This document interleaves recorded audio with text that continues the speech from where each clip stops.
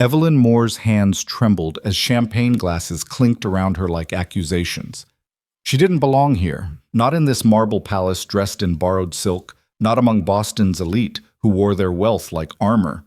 But Marco DeLuca saw her anyway. Across the glittering ballroom, the city's most dangerous man stopped mid-conversation, his dark eyes locking onto hers with an intensity that made her breath catch. He wasn't looking at her the way men looked at pretty things. He was looking at her the way predators looked at prey, or the way collectors looked at art they intended to own. Before we begin Evelyn's story, please hit that like button and comment what city you're watching from. I want to see how far this story travels. Now, let's step into a world where power and vulnerability collide, where one woman's honesty catches the attention of the one man no one dares to refuse. The Harrington Hotel ballroom dripped with old money and older secrets. Crystal chandeliers cast fractured light across marble floors so polished Evelyn could see her own uncertain reflection staring back at her. She smoothed down the emerald dress she'd borrowed from her roommate Claire, the same Claire who'd insisted she come tonight, who'd promised it would be good for her to see how the other half lived. Evelyn was beginning to suspect that had been a lie. "Another champagne, miss." A waiter appeared at her elbow, his expression professionally blank in that way that suggested he knew exactly which guests belonged and which were pretending. "No, thank you." Her voice came out smaller than she intended. She'd already nursed one glass for 40 minutes, terrified of the price tag attached to every golden bubble. The waiter glided away, and Evelyn pressed herself closer to the wall, trying to become part of the expensive wallpaper. Around her, Boston's elite circulated like planets in their own solar system. Senators and CEOs, real estate moguls and tech billionaires, all orbiting each other in carefully choreographed patterns of power and influence.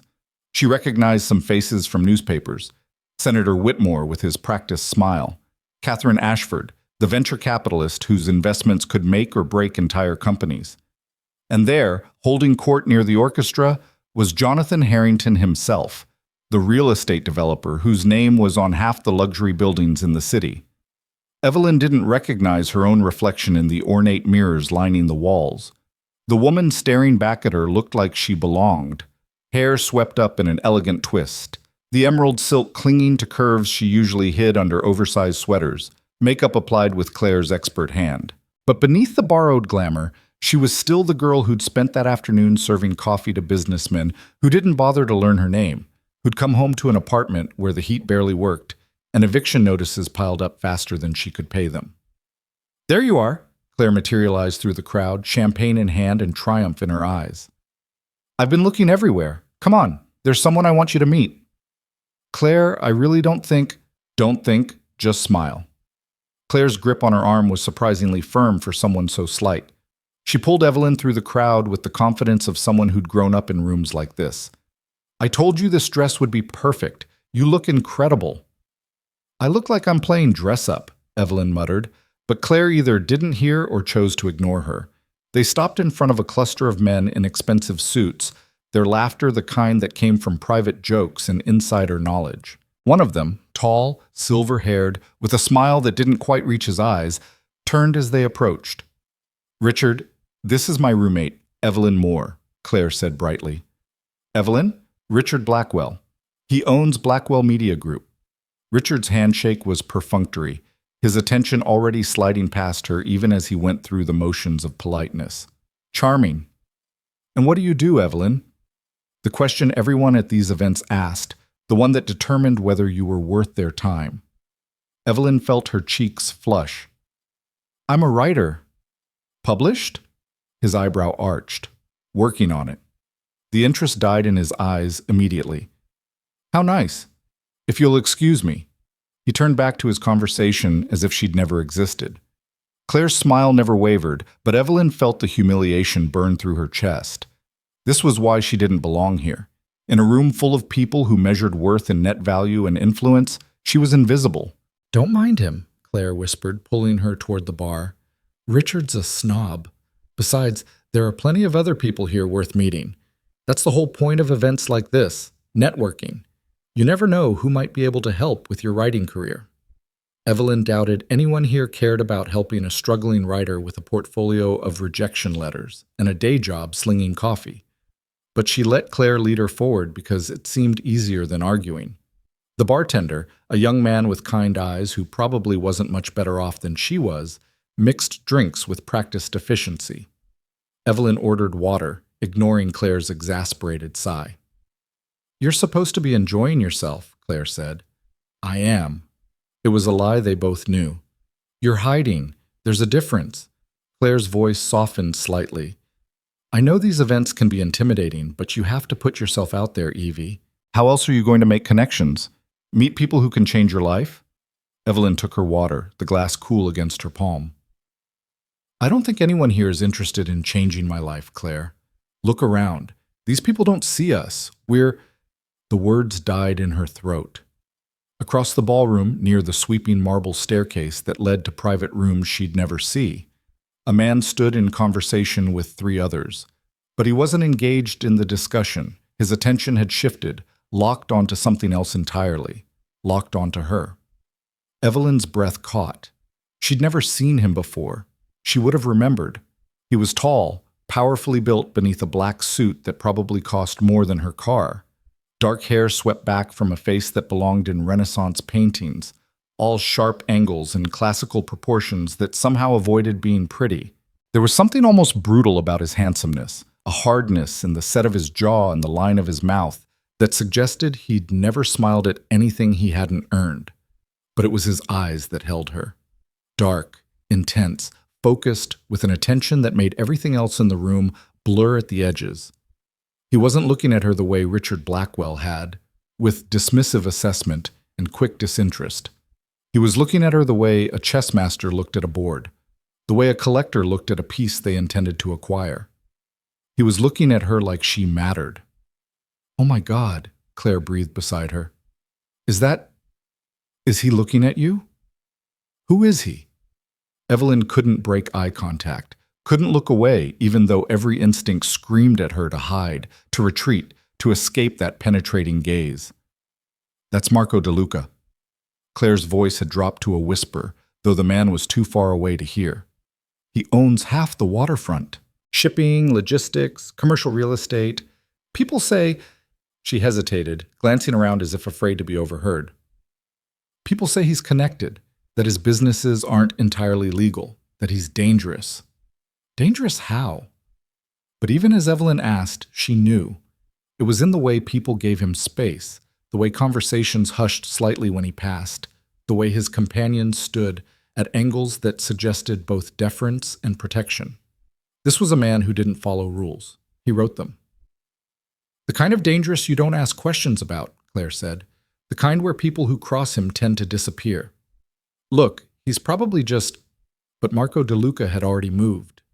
He excused himself from his conversation with a gesture that was more command than courtesy and began walking across the ballroom floor, toward them. "Oh God, he's coming over here," Claire whispered frantically. "Evie, do I look okay? Is my hair—" The crowd parted for him. It wasn't obvious. No one scrambled out of his way or showed obvious fear, but there was a subtle shift in the room's energy, conversations pausing mid-sentence, bodies angling to give him clear passage. Even people who weren't looking at him seemed aware of his presence, the way animals sensed predators in their territory. He moved with absolute confidence, each step deliberate and unhurried. There was no doubt about his destination, no hesitation in his approach. His eyes never left Evelyn's, and she felt pinned in place by that dark gaze, her heart hammering against her ribs. 10 feet away. 5. Close enough now to see the faint scar along his left cheekbone, the threads of silver at his temples that only made him more devastating, the way his jaw tightened slightly as he took her in from head to toe with an assessment that felt somehow both clinical and intimate. He stopped directly in front of her. Up close he was even more imposing, easily 6'2", with shoulders that strained slightly against his perfectly tailored jacket. He smelled like expensive cologne layered over something darker, something that reminded her of whiskey and smoke and winter nights. "Dance with me." It wasn't a question. His voice was low, rough-edged, with the faintest trace of an accent she couldn't place. Italian, maybe, from generations back. Claire made a small sound beside her, but Evelyn couldn't look away from the man in front of her. Her voice came out breathless. I don't know you. Something flickered in his eyes, surprise, maybe, or approval. Marco De Luca. He extended his hand, not in greeting, but in invitation. And you're Evelyn Moore, 26, English Literature degree from Boston University, currently working at Grayson and Company, while writing freelance articles that don't pay enough to cover rent on the apartment you share with Claire Donovan in Somerville. Your student loans are $63,000. You're 3 weeks behind on your car payment, and your landlord is threatening eviction. The blood drained from Evelyn's face. Claire gasped audibly. Why would you? Evelyn's mind raced, trying to process the violation of privacy, the casual display of knowledge that should have been impossible for a stranger to possess. I know everyone who enters my city, Marco said simply. His hand remained extended between them, steady and patient. I know who belongs and who's pretending. I know who's here to network and who's here to hide. And I know that you, Evelyn Moore, are the only honest thing in this room full of beautiful liars. That's not an answer. She found her voice, found the anger beneath the shock. That's stalking. His mouth curved slightly, not quite a smile, but close. That's due diligence. I don't invest without research. He stepped closer, his voice dropping so only she could hear. And I never claim something without knowing exactly what I'm taking. I'm not something to be claimed. No, he agreed. You're someone to be chosen. There's a difference. His eyes held hers, dark and intense and utterly serious. Dance with me, Evelyn. Let me show you. Every rational thought in her head screamed at her to refuse, to walk away from this dangerous man who'd invaded her privacy and thought nothing of approaching her with information he had no right to possess. But there was something in his gaze, not just intensity, but interest, real interest, not in what she could do for him or who she might connect him with, but in her. For the first time all night, someone was seeing her. Really seeing her. Evelyn placed her hand in his. His fingers closed around hers, warm, strong, proprietary. Smart choice. He led her onto the dance floor as the orchestra transitioned into a waltz. Evelyn had taken exactly 3 ballroom dancing lessons in college for a humanities credit she'd needed, and that had been years ago. But Marco's hand settled at the small of her back with absolute certainty, his grip firm enough to guide her, and suddenly her uncertainty didn't matter. He led, and her body followed. You're afraid of me, he observed as they moved through the steps. You know everything about my financial ruin, and you're telling me that's normal? Evelyn shot back, finding her courage now that they were in motion, now that his attention was focused entirely on her. It's practical. I don't waste time on mysteries I can solve with a single phone call. They turned smoothly, and Evelyn was distantly aware of eyes on them. Dozens of pairs, all watching Marco De Luca dance with the nobody in borrowed emerald silk. But you're still here, still dancing with me. That's either bravery or stupidity. Maybe it's curiosity, she countered. You went through all that trouble to research me. Why? Because you don't belong here. His hand pressed slightly firmer against her back, drawing her infinitesimally closer. Everyone in this room is performing, playing parts, wearing masks, calculating advantage with every word and smile. But you? You stood by the wall looking like you'd rather be anywhere else, ordering water at an open bar, blushing when men dismissed you. You're genuine in a world that's forgotten what genuine looks like. So I'm a novelty? The words came out sharper than she intended. Something different to entertain you until you get bored? Marco's eyes darkened. You're someone who doesn't lie. Do you know how rare that is? How valuable? They swept past another couple, a senator and his wife who both looked away quickly when Marco's gaze flickered toward them. Everyone here wants something from me. Power, connections, money, protection. They smile and charm and pretend friendship while calculating exactly how to use me. But you? You don't even know what I could offer you. I know you're dangerous, Evelyn said quietly. Claire told me. People are afraid of you. They should be. No apology, no deflection, just simple truth. I built an empire in a city that doesn't give anything freely. That requires certain methods, certain sacrifices. People have learned not to cross me. And that doesn't bother you? Being feared? Fear is honest, Marco said. Fear is people acknowledging exactly who I am without pretense. I prefer it to false affection. His thumb brushed against her spine, a gesture so subtle she might have imagined it. But you're not afraid enough to run. Why? Evelyn considered lying, then remembered what he'd said about honesty. Because you could have approached me however you wanted.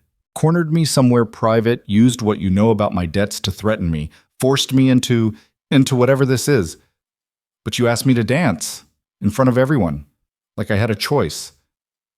You did have a choice, Marco corrected. You still do.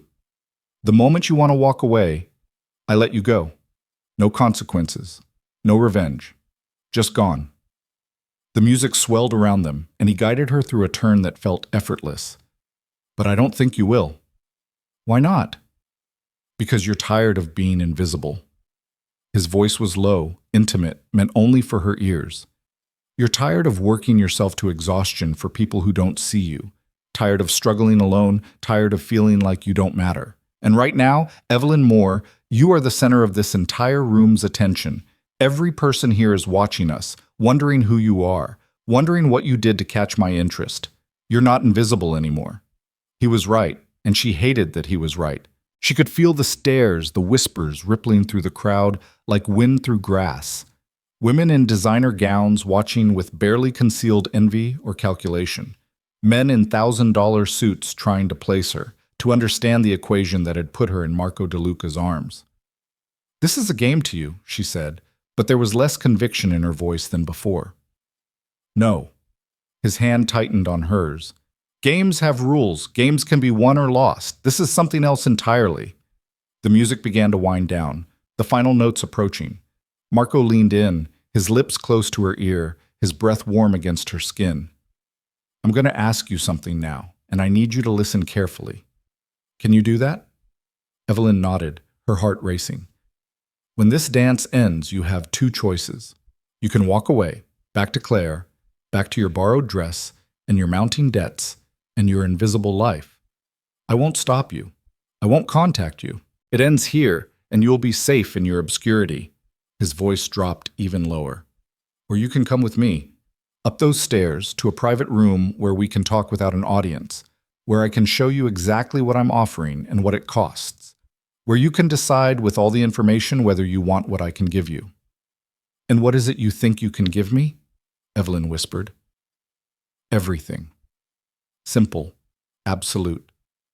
Everything you've been denied, everything you've been too afraid to want. Money, security, purpose, protection. A life where you matter, where you're seen, where you never have to worry about eviction notices or student loans or whether you're worth someone's time. The music ended, but he didn't release her. But it comes with a price. Nothing is free, Evelyn. Not even from me. Especially not from me. She should walk away. Every ounce of common sense screamed at her to thank him politely and retreat to Claire's side, to escape this dangerous man with his dangerous promises and his knowledge of her struggles. This was how people got trapped, lured in by offers too good to be true, by powerful men who saw vulnerability as opportunity. But Marco DeLuca wasn't lying to her. He wasn't pretending this was anything other than what it was. A transaction, an offer, a choice with consequences she couldn't yet see. And God help her, she was tired. Tired of struggling, tired of being invisible, tired of rejection letters and dismissive glances and the crushing weight of debt that never seemed to shrink, no matter how hard she worked. The stairs, Evelyn heard herself say. Show me. Something blazed in Marco's eyes, triumph, satisfaction, and something else she couldn't name. Remember, he said softly, you can still walk away. Anytime. All you have to do is say the word. He released her hand but kept his palm pressed to her lower back as he guided her through the crowd. The whispers intensified, heads turning to track their progress. Evelyn felt Claire's shocked stare, saw Richard Blackwell's eyebrows rise in surprise, caught Senator Whitmore's calculating gaze as they passed. Let them watch, she thought with sudden defiance. Let them wonder. The marble staircase swept upward in a graceful curve, leading to the hotel's private event spaces and VIP suites. Marco's hand never left her back as they climbed, and two men in dark suits materialized from nowhere to fall into step behind them. Security, she realized. Guards. Do they follow you everywhere? She asked. Everywhere that matters. Marco nodded to a third guard stationed at the top of the stairs. When you have enemies, vigilance isn't optional. Do you have a lot of enemies? I have exactly as many as I need to prove I'm doing something right. He led her down a carpeted hallway, away from the ballroom's noise. People who coast through life making everyone happy build nothing worth having. The only question is whether your enemies fear you enough to stay in the shadows or hate you enough to step into the light. They stopped in front of an ornate door marked private. Marco produced a key card. Of course, he had access to the VIP floors, and pushed the door open, gesturing for her to enter first. The room beyond was stunning. Floor-to-ceiling windows overlooked Boston's glittering skyline. The city spread out like scattered diamonds against black velvet. Expensive furniture arranged in conversation clusters, a full bar in one corner, artwork on the walls that probably cost more than her college education. Marco dismissed his guards with a subtle gesture, and the door closed behind them with a soft click. They were alone.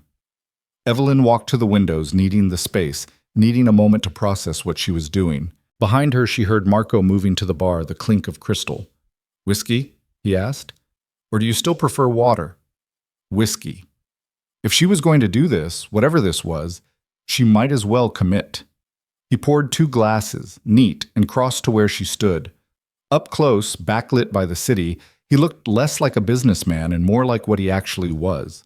A predator in expensive clothing, beautiful and dangerous in equal measure. 2 honest conversations, he said, raising his glass. Evelyn touched her glass to his. To knowing exactly what I'm getting into. That's the problem, though, isn't it? Marco took a sip, his eyes never leaving hers. You don't know, you can't. Because I could tell you everything, what I do, what I've done, what I'm capable of, and you still wouldn't truly understand until you saw it for yourself. Then why bring me here? Why not just... She gestured vaguely, uncertain how to finish. Seduce you? Buy you? Force you? Marco's mouth twisted slightly. Because those are temporary. Coercion creates resentment. Fear creates betrayal. I don't need another frightened mistress or another employee who smiles while plotting escape. I need someone who chooses to be here with full knowledge of what that means. And what does it mean? Evelyn set her glass down on a nearby table, crossing her arms. You researched me. You know I'm drowning financially, and now you're dangling salvation in front of me. That's not really a free choice, is it? That's exploitation dressed up in expensive whiskey and city views. Yes, Marco agreed, and his honesty caught her off guard. It is. I'm using your circumstances to create leverage. I'm offering you something you need in exchange for something I want. That's not altruism, Evelyn. It's business. The question is whether you can live with the transaction. What is it you want from me? Her voice came out steadier than she felt. Because I don't have connections or influence or anything someone like you would need. You have honesty, Marco said simply. In my world, everyone lies. My business partners lie about their loyalty while searching for better offers. My employees lie about their competence while covering mistakes. My rivals lie about their intentions while plotting my downfall. Even my allies lie about their motives because truth is weakness and weakness is death. He moved closer and Evelyn forced herself not to retreat. But you stood in that ballroom looking lost and out of place, and when I approached you, you didn't pretend to know who I was or simper about what an honor it was. You called me a stalker. You challenged me. You were real. So I'm supposed to be your, what? Your conscience? The absurdity of it made her laugh, sharp and bitter. The good woman who reforms the bad man? That's not reality, Marco. That's a fairy tale. I don't need reform, Marco said flatly. I need perspective. I need someone who isn't afraid to tell me when I'm wrong, who won't calculate advantage before speaking, who sees me as something other than a weapon to be aimed or a vault to be opened. His hand lifted, hovering near her face but not touching. And you need security, money, protection from landlords and creditors, and the slow grinding poverty that's killing your dreams one rejection letter at a time. We can help each other. By doing what? Evelyn demanded. You still haven't actually explained what this arrangement would be. Marco's hand dropped. You would be mine. Publicly, visibly mine. You'd attend events with me, appear at my side when needed, live in an apartment I provide rent-free. In exchange, your debts disappear, your student loans paid, your car kept, your rent covered. You'd have space to write, time to pursue your career without the constant terror of poverty. So a mistress, Evelyn said. You want to buy a mistress. I want a partner who understands what she's agreeing to, Marco corrected. Yes, there would be expectations of intimacy. I'm not pretending this is platonic. But this isn't about ownership. You keep your independence, your choices, your life. The only thing I require is honesty and loyalty. Loyalty to a criminal, Evelyn pointed out. Because let's not pretend your business is entirely legal. No, Marco agreed. Let's not pretend. I operate in gray areas, import-export businesses that sometimes import things customs doesn't approve, real estate acquisitions that occasionally involve convincing previous owners to sell, protection services that compete with official law enforcement. I've broken laws. I've hurt people who threaten me or mine. I've built an empire that exists because I'm willing to do what softer men aren't. And you want me to be okay with that? I want you to acknowledge it, Marco said. I want you to understand exactly who I am before you decide whether to accept what I'm offering. Because once you're mine, Evelyn, the world sees you differently. They see you as my weakness, my vulnerability, and people who want to hurt me will try to hurt you. The weight of that settled over her like a shroud. This wasn't just about money or security. It was about stepping into a world where violence was currency and loyalty was the only thing that mattered. Where being seen meant being targeted. You're trying to scare me away, she realized. I'm trying to give you informed consent, Marco countered. I'm trying to make sure that if you say yes, you mean it. That you're not just desperate enough to ignore the danger, but aware enough to choose it anyway. He finished his whiskey, set the glass aside. Because I've seen what happens when people agree to things they don't understand. They break. They run. They betray. And I don't want that for you. I don't want to watch you shatter. Why? The question burst out of her. Why me? Why go through all this trouble for some struggling writer you saw across a ballroom? You could have anyone. Women with power and connections, women who understand your world, women who wouldn't need this explained. Marco was quiet for a long moment, studying her face as if memorizing every feature. When he finally spoke, his voice was softer than she'd heard yet. Because everyone else wants Marco DeLuca. The name, the power, the empire. They want what I can do for them. But you looked at me in that ballroom and saw a stranger. A dangerous stranger, yes, but still just a man. Not a myth, not a monster. Not a stepping stone to something better. His jaw tightened. I've spent 15 years building this empire.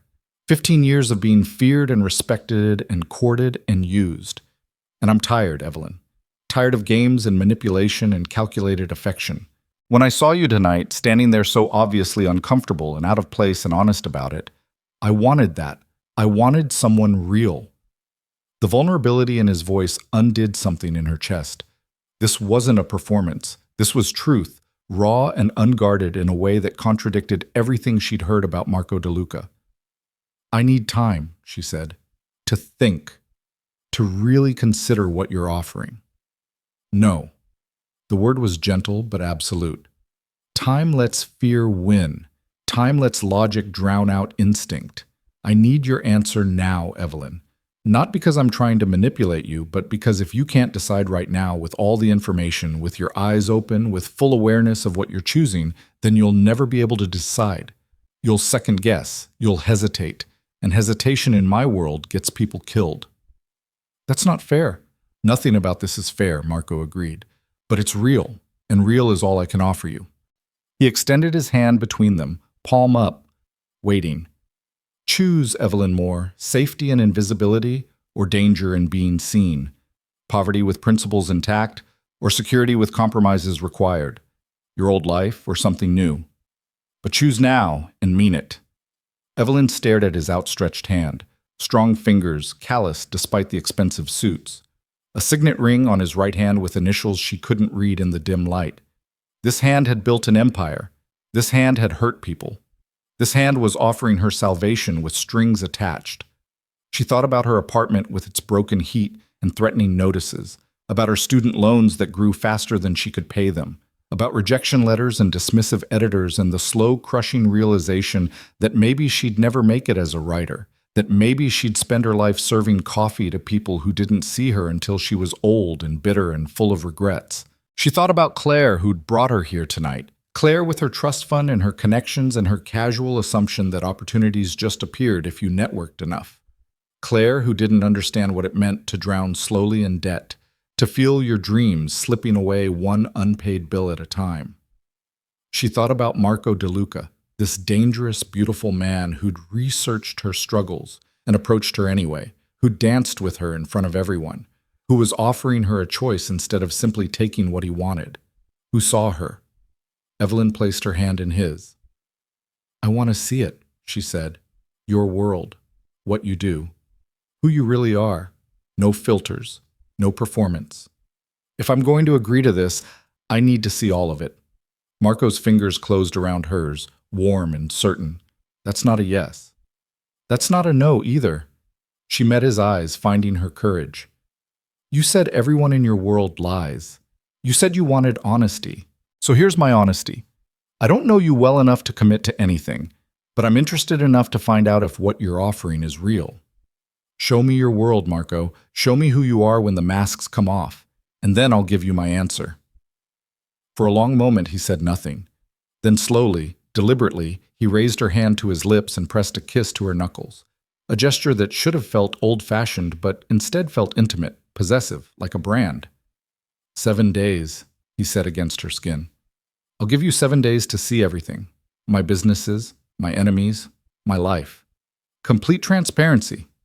And at the end of those 7 days, you decide, all in or walk away. No middle ground." 7 days, Evelyn agreed, her heart pounding. "Starting now." Marco released her hand and pulled out his phone, typing rapidly. "My driver will take you home. Tomorrow morning, a car will pick you up at 8. Wear something comfortable. We're going to the docks." "The docks?" "Where it all started," Marco said. "Where I built my first warehouse, made my first deal, broke my first rival. If you want to understand who I am, that's where we begin." His eyes glinted in the low light. "Fair warning, Evelyn. What you see tomorrow might send you running. The docks aren't pretty, the business isn't clean, and the man I am there isn't the one who danced with you tonight." "Good," Evelyn said, surprising herself with her own boldness. "I don't want pretty lies. I want the truth." "Then truth is what you'll get." Marco walked her to the door, his hand once again settling at the small of her back like it belonged there. "But remember, you asked for this. Whatever you see in the next 7 days, whatever you learn about me and my world, you chose to know it. No victim claiming, no moral high ground. You walked in with eyes open." "Understood." She paused at the door, looking back at him. "Marco, why 7 days? Why not 1 or 2 or a month?" "Because 7 days is how long it took me to build my first empire," he said. 7 days from nothing to something. 7 days to prove I could survive in a world that wanted me dead. If I could become who I am in 7 days, you can decide who you want to be in the same time. The drive home was quiet. Marco's driver, a silent man with careful eyes, navigated Boston's streets, while Evelyn pressed her forehead against the cool window and tried to process what had just happened. She'd gone to a charity gala to make Claire happy, and somehow ended up agreeing to 7 days with one of the city's most dangerous men. When she stumbled into her apartment near midnight, Claire was waiting on the couch, 2 glasses of wine already poured. "You have exactly 30 seconds to tell me everything before I die of curiosity," Claire said, shoving a glass into Evelyn's hands. "Marco DeLuca, Evie. You disappeared with Marco DeLuca. Everyone was talking about it. Do you know how many people asked me who you were? How you knew him?" Evelyn kicked off her borrowed heels and collapsed onto the couch. "I don't know him. I didn't until tonight." "Then why did he single you out? Why the dance? Why the—" Claire gestured wildly. "The everything?" "He offered me a job," Evelyn lied, or half-lied. She wasn't ready to explain the full scope of Marco's proposal, wasn't ready for Claire's judgment, or concern or whatever reaction the truth would bring. Research assistant for his real estate holdings. He said he needs someone who can write reports and analyze properties. It was plausible enough that Claire's suspicion faded slightly. That's amazing. The pay must be incredible. God, Evie, this could solve all your money problems. Maybe. Evelyn sipped her wine, tasting nothing. I'm supposed to meet him tomorrow, see the operation, decide if it's right for me. If it's right for you? Claire laughed. This is Marco DeLuca. You don't turn down opportunities like this. Do you know how many people would kill for a chance to work with him? Probably, literally, Evelyn thought, but didn't say. I'll see how it goes. She spent the night staring at her ceiling, running through every moment of the evening. Marco's intensity, his honesty about the danger, his hand at her back and his lips on her knuckles. The way he'd looked at her like she was the only real thing in a room full of illusions. At 7 the next morning, her phone buzzed with a text from an unknown number. Car arrives at 8. Dress warm. Bring questions. M. Evelyn stared at the message for a long moment, then got up to shower. She had 7 days to see the truth about Marco DeLuca. 7 days to decide if she could live with what she found. 7 days to choose between safety and risk, invisibility and danger, poverty and power. She chose jeans and a warm sweater, practical boots, her hair pulled back in a simple ponytail. When the black sedan pulled up at exactly 8 o'clock, she was waiting. The driver who'd taken her home last night opened the door. Miss Moore? Mr. DeLuca is waiting at the docks. Evelyn slid into the car, her hands folded in her lap to hide their trembling. Through the tinted windows, Boston rolled past, familiar streets taking her to unfamiliar territory, to the waterfront where Marco DeLuca had built his empire, to the truth she'd demanded to see, to whatever came next. The Boston waterfront at 8 in the morning was a different world from the glittering ballroom. Salt air cut through the crisp November wind, carrying the smell of brine and diesel fuel, and something darker, the kind of industrial grit that came from decades of commerce, both legal and otherwise. Evelyn pulled her coat tighter as the sedan rolled past chain-link fences and warehouses with names she didn't recognize, their metal sides streaked with rust and peeling paint. They turned down a private access road, and suddenly the landscape shifted. The dilapidated buildings gave way to a modern complex, clean lines, new construction, security cameras visible at every corner. A sign in brushed steel read, DeLuca Logistics and Import, with smaller text beneath listing a dozen subsidiary companies. The car stopped in front of the main building. Marco stood waiting at the entrance, dressed down from last night's formal elegance, but no less commanding in dark jeans, a charcoal sweater, and a leather jacket that had seen actual use. 2 men flanked him, the same security from the hotel, she realized. Miss Moore. Marco opened her door himself, offering his hand. Welcome to where it all began. Evelyn stepped out, studying the building with a writer's eye for detail. This doesn't look like where criminal empires start. That's because you're seeing version 3.0. Marco gestured for her to follow him inside. The original warehouse was condemned 4 years ago. Structural damage, foundation issues, rats the size of house cats. But it served its purpose for a long time before that. The interior was sleek and professional, polished concrete floors, exposed brick walls, modern lighting. They passed through a reception area where a woman in her 50s looked up from her computer and nodded respectfully at Marco, her eyes widening slightly when she saw Evelyn. Morning, Angela, Marco said without stopping. Hold my calls for the next 2 hours. Of course, Mr. DeLuca. Angela's gaze tracked Evelyn with undisguised curiosity. They took an elevator to the 3rd floor, Marco's security remaining in the lobby. The elevator doors opened onto a corridor lined with glass-walled offices. Through the transparent walls, Evelyn could see people working, some on computers, others on phones, a few in meetings around conference tables. It looked like any modern business. Legitimate operations, Marco explained, reading her expression. Import-export licensing, customs brokerage, freight forwarding, everything above board, fully legal, taxed appropriately. This is what the IRS sees when they audit my books. And what don't they see? Marco's mouth curved. Smart question. Come on. He led her to a corner office with his name on the door and a view of the harbor beyond. The space was surprisingly understated. A desk, Comfortable chairs, bookshelves lined with volumes on maritime law and international trade regulations. One wall held framed photographs, a younger Marco with an older man who shared his features, standing in front of the original warehouse. Marco shaking hands with various officials at ribbon-cutting ceremonies, a faded picture of a woman with dark hair and Marco's eyes. "My mother," Marco said, catching her looking at the photograph. "She died when I was 16. Cancer. We couldn't afford the treatments she needed." Evelyn heard the weight behind those words, the history compressed into simple facts. "I'm sorry." "Don't be. It taught me that money isn't evil. The lack of it is." He moved to his desk, unlocking a drawer and pulling out a leather-bound ledger. "This is what you asked to see. The truth." He opened the ledger, turning it so she could read. Pages of entries in neat handwriting, dates, amounts, descriptions. Evelyn scanned the columns, her understanding growing with each line. Pharmaceuticals, unauthorized import, $340,000, protection services, Moretti territory, $75,000, real estate acquisition, convincing previous owner, $850,000, information brokerage, Senator W., $120,000. "These are crimes," Evelyn said quietly. "These are services," Marco corrected. "Pharmaceuticals that people need but can't afford through legal channels. Protection for businesses in neighborhoods where police response is slow or non-existent. Real estate deals where the previous owners were sitting on valuable property and refusing reasonable offers. Information that powerful people want kept private." "That's just semantics. You're still breaking laws." "Yes." Marco didn't flinch from it. "I'm breaking laws that are unjust, inefficient, or selectively enforced. I'm providing what the system fails to provide. Does that make me noble? No. Does it make me necessary?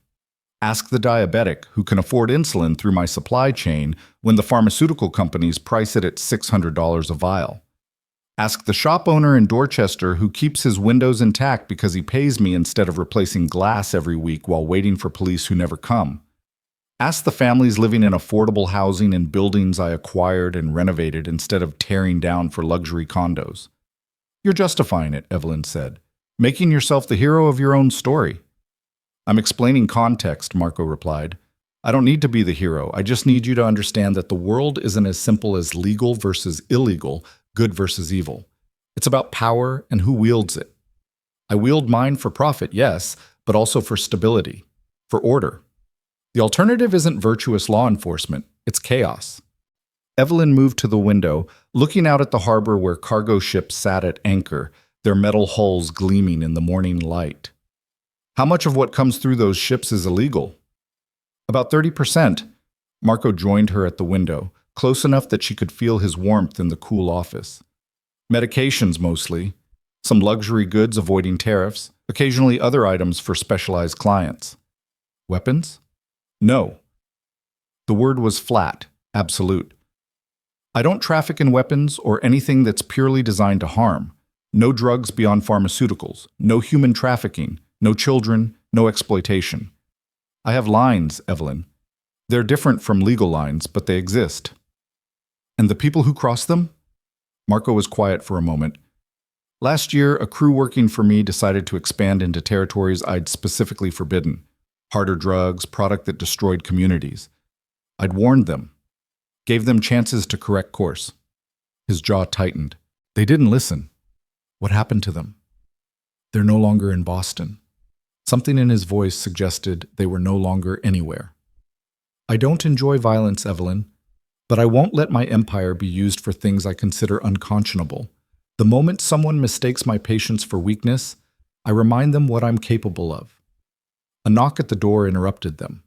A man in his 40s entered, broad-shouldered, with a scar along his jaw and eyes that had seen things Evelyn probably didn't want to imagine.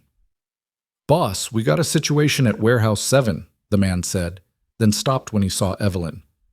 "Sorry, didn't know you had company." "It's fine, Vincent. This is Evelyn Moore. She's learning the business." Marco turned to Evelyn. "Vincent runs security across all my properties. 17 years with me, saved my life twice, and makes the best espresso in Boston despite looking like he could break concrete with his bare hands. Vincent's stern expression cracked slightly. Boss exaggerates. I've only saved his life once and a half. The half being that time with the Moretti cousin, who couldn't shoot straight, Marco agreed. What's the situation? Customs inspection at Warehouse 7, unscheduled, Inspector Davies with 2 rookies. Vincent's tone suggested this was significant. Davies is usually Tuesday afternoons, Marco said thoughtfully. Why the deviation? Could be random. Could be someone paid him to poke around. Or could be someone wants to see how we react to surprise inspections. Marco checked his watch. Warehouse 7 is clean, right? Clean as Sunday church. We moved the gray inventory to Warehouse 12 last week after that tip from your guy at the Port Authority. Marco nodded, then looked at Evelyn. Want to see how legitimate business operates under pressure? Something in his eyes told her this was a test, not of her, but for her. He was showing her how he worked, how he navigated the razor's edge between legal commerce and criminal enterprise. Evelyn straightened her shoulders. Yes. The drive to Warehouse 7 took 15 minutes. Vincent drove while Marco made phone calls in Italian too rapid for Evelyn to follow, his tone shifting between conversational and commanding. When he ended the last call, he turned to her. Inspector Davies has been on my payroll for 3 years, he explained. Not for illegal purposes. I pay him to be thorough, to catch anything my people might miss in our legitimate operations. Keep us clean where it matters, but showing up unannounced with rookies suggests he's either testing them or someone's testing him. Why would someone test him? To see if he's loyal to me or to whoever's offering a better price, Marco said. Loyalty is currency in my world, Evelyn. More valuable than money, more dangerous than weapons. If Davies has flipped, I need to know. If he hasn't, I need to reward that faith. Warehouse 7 sat near the water, a massive steel structure with loading docks and semi-trucks backed up to receive cargo. A government sedan was parked near the entrance, and through the warehouse's open bay doors, Evelyn could see 3 men in official jackets examining shipping containers. Marco exited the car with absolute calm, his posture relaxed, his expression pleasant. The transformation was remarkable. Gone was the intense, dangerous man from his office, replaced by a successful businessman greeting unexpected government visitors. Inspector Davies, Marco called out, approaching with his hand extended. This is a surprise. I don't think we had an inspection scheduled for today. Davies was a slight man in his 50s with thinning hair and eyes that missed nothing. He shook Marco's hand, his smile professional but strained. Unannounced inspections are part of the protocol, Mr. DeLuca, keeping everyone honest. Of course. Of course. I appreciate your diligence. Marco gestured to the warehouse. As you can see, everything's in order. Current manifests are in the office. Would you like coffee while your team works? We just got a new espresso machine. That won't be necessary. Davies glanced at the 2 younger inspectors, who were opening containers and checking labels against clipboards. This is Inspectors Chen and Rodriguez. Training day. Excellent. Everyone should learn proper procedure. Marco's tone was genial, but Evelyn noticed how his eyes tracked every movement of the 3 men, how he positioned himself with clear sightlines to all of them. Evelyn, why don't you wait in the office with Vincent? Inspector Davies and I can discuss the finer points of import regulations. It wasn't a suggestion. Evelyn let Vincent guide her to a small office overlooking the warehouse floor. Through the glass windows, she watched Marco and Davies walk slowly through the space, Marco gesturing to various containers, Davies nodding and making notes. He's good at this, Vincent said quietly beside her. The boss, I mean. Making the dangerous look normal. Making power look like courtesy. Has Davies betrayed him? Evelyn asked. Vincent's expression was unreadable. We'll know in about 5 minutes. They watched in silence. The 2 rookie inspectors were thorough, opening random containers, checking seals, photographing labels. Everything they found matched the manifest perfectly. Household goods, textiles, electronics, all with proper import documentation and tax stamps. Nothing remotely illegal. Then Inspector Chen moved toward a specific container in the back corner, one marked with a blue stripe along its edge. Evelyn saw Marco's shoulders tighten almost imperceptibly, saw Davies pause mid-sentence. That container there? Chen called out. The manifest says industrial machinery, but it's marked as temperature-controlled. Why would machinery need climate control? Davies turned to Marco, and for a moment the entire warehouse seemed to hold its breath. Then Davies smiled. Medical imaging equipment, Davies said smoothly. MRI components require temperature stability during transport. It's in the detailed manifest, Chen. Page 17, subsection C. He walked over to the rookie, pulling out his own paperwork. See? Everything properly documented. This is why we check the fine print. Chen examined the paperwork, then nodded. My mistake, sir. Common oversight. You'll learn. Davies clapped him on the shoulder, then turned back to Marco.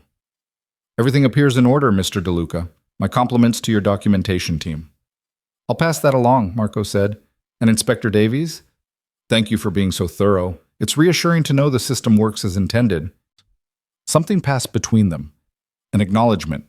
A confirmation. Davies nodded once, gathered his rookies, and departed. The moment the government sedan pulled away, Marco's entire demeanor shifted. He pulled out his phone and made a single call. It's me. Davies is solid. Someone sent him to test our warehouse security with fresh eyes. I need to know who and why by end of business today. He listened for a moment. No, don't approach Davies. He did exactly what he was supposed to do. Send him the usual bonus and a case of that scotch he likes. Let him know we appreciate his attention to detail. Marco ended the call and turned to where Evelyn stood with Vincent. That container Chen was interested in? The one with medical imaging equipment? Evelyn asked. Has medical imaging equipment in it, along with about $300,000 worth of pharmaceuticals that would require prescriptions most people can't afford. Marco's expression was grim. Davies knew exactly what was in there. He steered Chen away from opening it while making it look like proper procedure. That's loyalty, Evelyn. That's what it looks like when someone chooses their allegiance despite opportunities to betray it. He lied to a federal inspector for you, Evelyn said.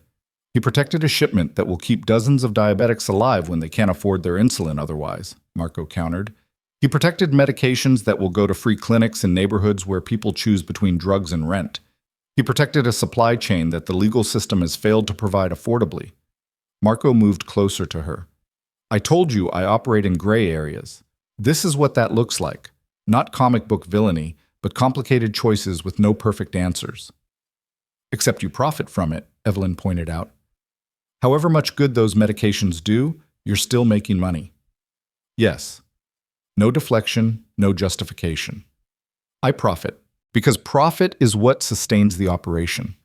It's what lets me pay people like Davies, maintain these facilities, fund the logistics that get those medications where they need to go. Charity without sustainability is just theater. I'm building something that lasts. Vincent cleared his throat. Boss, we should move. You've got the meeting with the Calabrese family at noon. Marco checked his watch, then looked at Evelyn. That meeting is about a territory dispute in the North End. Restaurants, protection services, waste management contracts. The Calabrese family thinks they can expand into areas I've held for 5 years. Today we negotiate who controls what. He paused. You can sit this one out if you want. It won't be pleasant. I said I wanted to see everything, Evelyn reminded him. No filters. Then let's go. Marco's hand found the small of her back again, that gesture of possession and protection she was beginning to recognize. But Evelyn, in that meeting you don't speak, you observe. The Calabrese family is old school. They won't appreciate a woman having input. And if they think you're important to me, they might try to use that. So you're just an observer today, understood? The authority in his voice grated, but Evelyn understood the logic. Understood. They drove to a restaurant in the North End, not one of the tourist spots with red checkered tablecloths and Dean Martin playing on loop, but a quiet establishment with no sign out front and windows covered in heavy curtains. Vincent opened her door, then positioned himself at Marco's left shoulder as they entered. The restaurant's interior was dim, lit by wall sconces that cast more shadow than light. A long table dominated the back room, and around it sat 5 men in expensive suits. At the head of the table, a man in his 60s with silver hair and hands like gnarled tree roots gestured for them to sit. Marco DeLuca, the man said, his accent thick with old country Italian. You're late. I'm exactly on time, Don Calabrese, Marco replied, taking a seat across from him. Your watch must be running fast. Don Calabrese's eyes narrowed. Then he laughed, a sound like gravel in a cement mixer. Still got that mouth on you. Your father, God rest him, he knew when to speak and when to listen. You could learn from that. My father also knew when to hold territory and when to defend it, Marco said smoothly. Which brings us to today's conversation. Evelyn sat in a chair against the wall, trying to make herself invisible. The other men at the table ignored her completely, their attention fixed on Marco and Don Calabrese. The air felt thick with tension, with history she didn't understand. You've had the North End long enough, one of the younger Calabrese men said, mid-30s, with a scar bisecting his left eyebrow. Time to share the wealth. Let other families in. But share implies I took something that wasn't mine, Marco replied. I built that territory from nothing. Every restaurant that pays me for protection does so because I actually protect them. Every waste management contract I hold is because I provide better service at better prices. You don't get to walk in and claim half of what I built. Your father had an understanding with us, Don Calabrese said. Before he died, we had agreements, territories, percentages, respect. My father's been dead for 8 years, Marco said quietly. His agreements died with him. I've honored what made sense and renegotiated what didn't. The North End is mine, Don Calabrese. That's not changing. The temperature in the room seemed to drop 10 degrees. The younger Calabrese men shifted in their seats, hands moving toward jacket pockets. Vincent's posture changed subtly, ready for violence. You're very confident for someone outnumbered, Don Calabrese observed. I'm very confident for someone who's right, Marco corrected. You want the North End? You can have it. After you prove you can take it from me, send your men. Let's see how that works out. But we both know how it ends, Don Calabrese. Your people bleeding in the streets, my people defending what's ours, and the police getting involved because you made it too visible. Is that really what you want? Attention? Investigation? Federal interest in our operations? Don Calabrese's jaw worked, grinding over options. Finally, he leaned back in his chair. What are you offering? Status quo, what? Marco said. You keep your territories, I keep mine. No expansion, no encroachment. I'll even throw in a gesture of goodwill. Your nephew Anthony wants to open a restaurant on Hanover Street, my territory. I'll give him favorable protection rates for the first year. Show that we can work together without stepping on each other's toes. Anthony's restaurant for the entire North End? The younger Calabrese with the scarred eyebrow laughed harshly. That's insulting. That's realistic, Marco shot back. You came here wanting something for nothing. I'm giving you something for peace. Take it or leave it, but stop pretending you have leverage you don't actually possess. Don Calabrese studied Marco for a long moment. Then slowly, he smiled. Your father would be proud. Tough, but smart. Knows when to fight and when to deal. He extended his hand across the table. We have an agreement. No expansion, no encroachment. Anthony gets his restaurant deal. Marco shook his hand. And if anyone from your family tests that agreement, I'll handle them myself, Don Calabrese promised. The old ways still matter, Marco. Family discipline, territory respect. We understand each other. The meeting ended with espresso and stiff pleasantries. As they left, Evelyn felt the adrenaline draining from her system, leaving her shaky. She hadn't realized how tense she'd been until they were back in the car, Vincent driving them away from the restaurant. That could have gone very badly, she said quietly. Yes, Marco agreed. If Don Calabrese had been younger and prouder, if his sons had more influence, if I'd shown weakness or uncertainty, any of those variables shifts and we're at war. He looked at her. But I knew Don Calabrese would take the deal. He's old school. He values stability over expansion, peace over profit. His younger relatives want to prove themselves by taking my territory, but he knows what war costs. So I gave him a way to save face while keeping what's mine. You gambled, Evelyn said. You bet on knowing him better than he knew himself. I bet on 15 years of watching how he operates, understanding his values, respecting his intelligence. Marco's hand found hers, his thumb brushing across her knuckles. That's what this life is, Evelyn. Calculated risks, reading people, knowing when to push and when to yield, and always being prepared for the moment things go wrong. Does it ever get easier? The tension, the danger? No, Marco said honestly. You just get better at hiding how much it affects you. He studied her face. You're handling this better than I expected. Most people would have run by now. I'm terrified, Evelyn admitted. In that restaurant, when those men reached for their pockets, I thought... She stopped, swallowing hard. You thought you might see someone die, Marco finished. And you stayed in your chair, didn't scream, didn't panic, didn't draw attention that would have made things worse. His grip on her hand tightened. That's strength, Evelyn. Real strength. Not pretending you're not afraid, but being afraid and functioning anyway. They spent the afternoon at Marco's legitimate offices, and Evelyn got a glimpse of the other side of his empire. She sat in on a meeting about a real estate development project.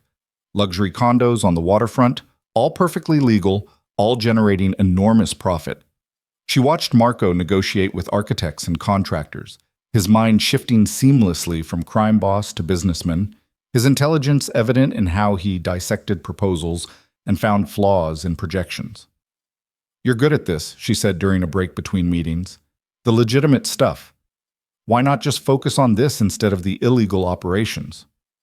Because this isn't enough, Marco said. Legal business moves slowly. Building codes, permits, inspections, regulations designed to protect established interests and block newcomers. It took me 3 years to get approval for that waterfront project. 3 years of paying lawyers and bribing inspectors and fighting neighborhood associations. My illegal operations? I can make decisions and implement them in hours. No committees, no bureaucracy, just direct action. He leaned against his desk. The legitimate business gives me cover and respectability. The illegal operations give me power and speed. I need both. Evening came, and Marco drove her himself this time, his security following in a separate car. They went to a house in Brookline, a beautiful old brownstone with ivy climbing its walls and lights glowing warm in the windows. This is mine, Marco said as they climbed the front steps. My actual home, not an investment property or a safe house. The place I go when I'm tired of performing. Inside the house was a revelation. Books everywhere, shelves lining the walls, stacks on tables, architectural volumes spread across a drafting desk in what must have been a study. The furniture was comfortable rather than showpiece elegant, and photographs covered one wall. Marco's mother smiling in a garden, a young Marco in a college graduation gown, more recent photos of construction projects and buildings he'd developed. You love architecture, Evelyn realized, studying the drafting desk with its sketches and blueprints. I wanted to be an architect, Marco said. Before my mother got sick, before money became survival instead of ambition, I was going to design buildings that lasted, that became part of the city's identity. He picked up one of the sketches, a soaring tower with clean lines and innovative use of space. This was my senior thesis project. My professor said it was brilliant, said I had real talent. What happened? My mother died owing $600,000 in medical bills. Insurance denied most of the treatments as experimental. The hospital put liens on our house. Creditors called daily. Marco set the sketch down. I had a choice: bankruptcy and destroy my father's legacy, or find a way to make enough money fast enough to matter. Legal architecture doesn't pay $600,000 in debt. Illegal operations do. So you built an empire to pay medical bills, Evelyn said softly. I built an empire to prove that poverty would never control me again, Marco corrected.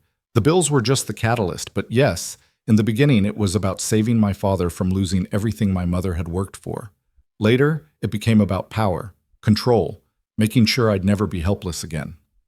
He poured them wine, a rich Italian red that probably cost more than her weekly grocery budget, and they sat in his living room as darkness fell over Boston. Through the windows, the city lights sparkled like earthbound stars. Your 7 days isn't really about showing me your business, is it? Evelyn asked. It's about showing me you. Yes. Marco swirled his wine, watching the light catch in the liquid. Anyone can see Marco DeLuca, the crime boss. That's public knowledge, street reputation. But I wanted you to see the whole picture. The violence and the architecture, the crime and the legitimate business, the man who negotiates with threats, and the man who sketches buildings he'll never design. He looked at her. I wanted you to decide based on truth, not mythology. Why does it matter so much? Evelyn pressed. You could have anyone. Why does my decision carry this much weight? Marco was quiet for a long time. When he finally spoke, his voice was softer than she'd ever heard it. Because everyone else sees what they want to see. They see power and want to use it. They see money and want to take it. They see danger and want to either run from it or control it. But you, he set his wine down, turning to face her fully. You see me. Not Marco DeLuca the Empire, but the man who still sketches buildings, who pays medical bills for strangers, who holds territory not just for profit, but because chaos is worse than controlled order. You see the contradictions and you don't immediately try to resolve them into something simpler. You let me be complicated. Everyone's complicated, Evelyn said. Not everyone admits it. Marco reached out, his fingers brushing along her jaw. I've spent 15 years building walls, projecting strength, hiding vulnerabilities, and you walk into my life asking uncomfortable questions and demanding honesty I haven't given anyone else. It's terrifying and intoxicating in equal measure. His touch sent heat through her skin. Evelyn's breath caught, her heart racing. Marco, I'm not going to kiss you, he said quietly. Not until you've seen everything. Not until you make your choice with full knowledge. I won't seduce you into this, Evelyn. I won't let you later question whether desire clouded your judgment. The restraint in his voice, the way his hand trembled slightly against her skin, told her how much that cost him. Evelyn leaned into his touch. What if I want you to kiss me? Then you'll want it just as much after 7 days, Marco said. And it will mean more. Because you'll have chosen it, chosen me, with your eyes completely open. He pulled back and Evelyn felt the loss of his warmth immediately. It's late. Vincent will drive you home. Tomorrow I have business in Cambridge. Nothing dramatic, just meetings. But I want you there. Want you to see the boring parts too. The drive home felt longer than it should have. Evelyn stared out the window, processing everything she'd seen. The warehouse inspection, the Calabrese negotiation, Marco's home with its architectural dreams and honest vulnerability. She was falling into something dangerous, she realized. Not just physically dangerous, though that was real enough, but emotionally dangerous. She was starting to see Marco DeLuca not as a crime boss or a powerful benefactor, but as a man, complicated and brilliant and damaged and real. Claire was already asleep when Evelyn crept into their apartment. She was grateful for that. She wasn't ready to explain where she'd been or what she was doing. Wasn't ready to put words to the choice forming in her mind.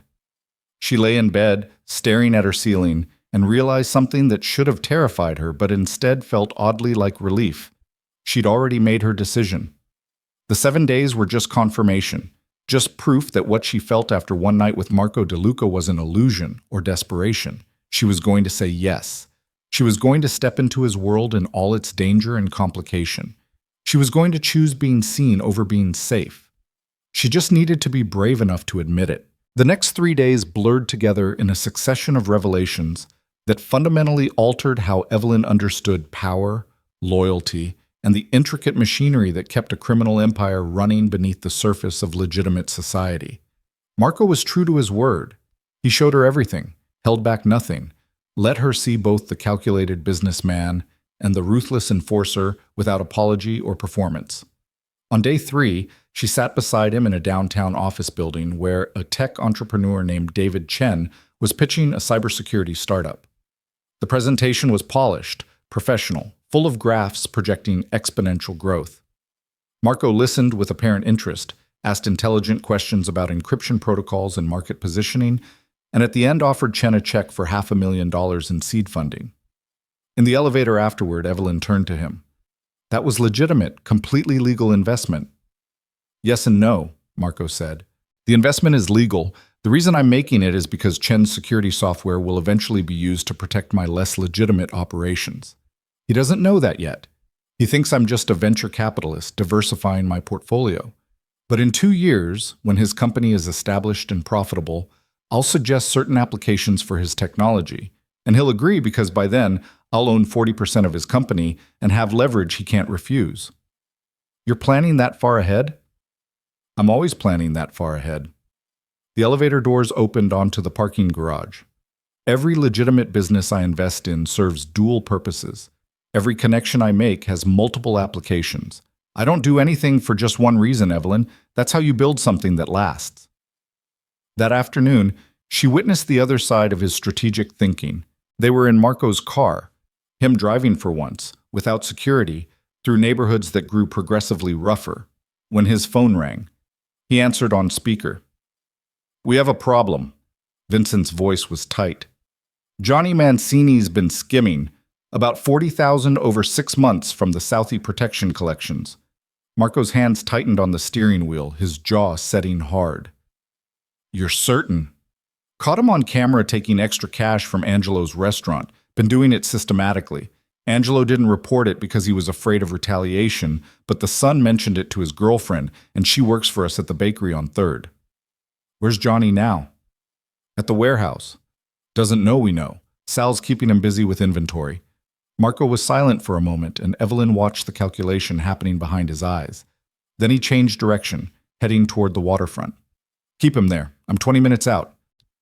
He ended the call, and the silence in the car felt suffocating. Evelyn tried to read his expression, anger certainly, but also something that looked almost like disappointment. "What are you going to do?" she asked quietly. "What I have to." Marco's voice was flat. "Johnny's been with me for 3 years. Good worker, reliable, never caused problems. But he got greedy, and worse, he made Angelo afraid to report it. That means he was using my reputation to extort more than agreed. That can't stand." "You're going to kill him." It wasn't a question. "No." Marco glanced at her. "I'm going to make an example. There's a difference. Johnny crossed a line, but it's not one that requires his death. If I killed everyone who skimmed a little extra, I'd have no organization left. But I can't let it go unanswered either, or everyone will think they can steal from me with impunity." They arrived at the warehouse to find Johnny Mancini in the office, a man in his late 20s with slicked back hair and a nervous energy that intensified when Marco walked in. Vincent stood by the door, his expression grim. Sal, another of Marco's men, leaned against the wall with his arms crossed. "Boss," Johnny said, standing quickly. "Didn't know you were coming by. Everything's good here, just finishing the inventory like Sal asked. Sit down, Johnny." Marco's voice was calm, almost gentle. "We need to talk." Something in that gentleness made Johnny pale. He sat slowly, his eyes darting between Marco and the other men. "If this is about the Moretti shipment being late, it's about $40,000, Marco interrupted. $40,000 that you took from my collections over the last 6 months. $40,000 that you made Angelo too afraid to report because you told him I'd shut him down if he complained about rates." Johnny's face went white. "Boss, I can explain." "Don't." Marco held up a hand. "Don't insult my intelligence by lying. Vincent has video evidence. Angelo's son confirmed it. The only question now is what happens next." "Please." Johnny's voice cracked. "I've got debts, my sister's medical bills. I just needed—" "Everyone needs," Marco said. "Everyone has bills. Everyone has problems. That doesn't give you the right to steal from me and terrorize people under my protection." He leaned back against the desk. "You had options, Johnny. You could have come to me, asked for a loan, explained your situation. I've advanced money to people before when they had legitimate need. Instead, you stole, and worse, you used my name to intimidate someone who was paying me for protection from exactly that kind of treatment." Johnny was shaking now, his hands gripping the chair arms. "What are you going to do?" Marco pulled out his phone and made a call. "Angelo, it's Marco DeLuca. I'm calling about Johnny Mancini." He paused, listening. "Yes, I know. I want to apologize personally for putting you in that position. Johnny was acting outside his authority, and he's being dealt with. The money he took? I'm refunding it. Double. Call it compensation for the stress." Another pause. "No, your rates aren't changing. You've been a good client. This is my mistake for not catching it sooner." He ended the call and turned back to Johnny. "Here's what happens. You're giving back every penny you took, all 40,000. If you don't have it, you're working it off at 10,000 a month doing whatever I assign you. Could be loading docks, could be scrubbing toilets, I don't care. During those months, you get minimum wage, just enough to survive. No collections, no customer contact, nothing that requires trust."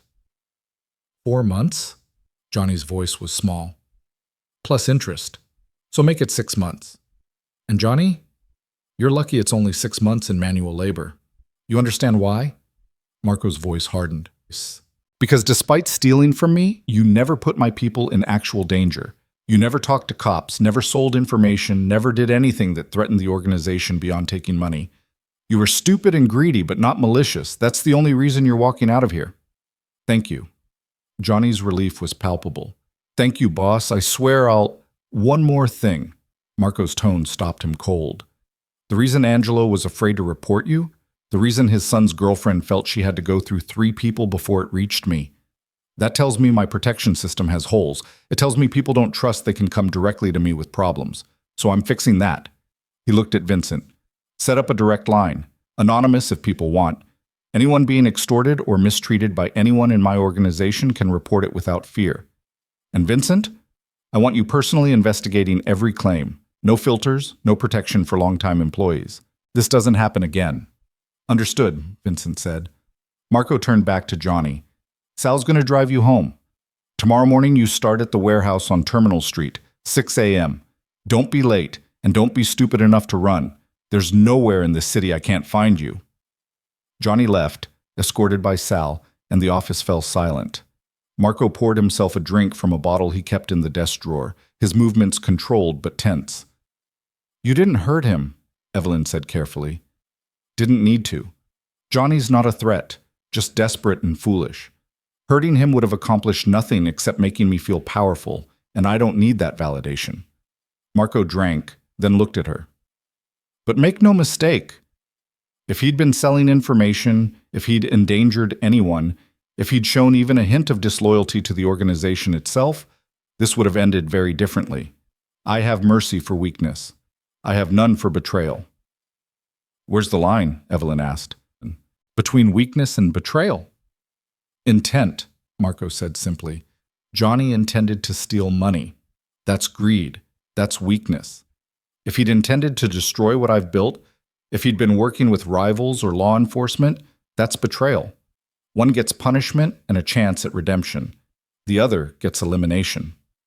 They left the warehouse as dusk settled over the waterfront, painting the sky in shades of amber and violet.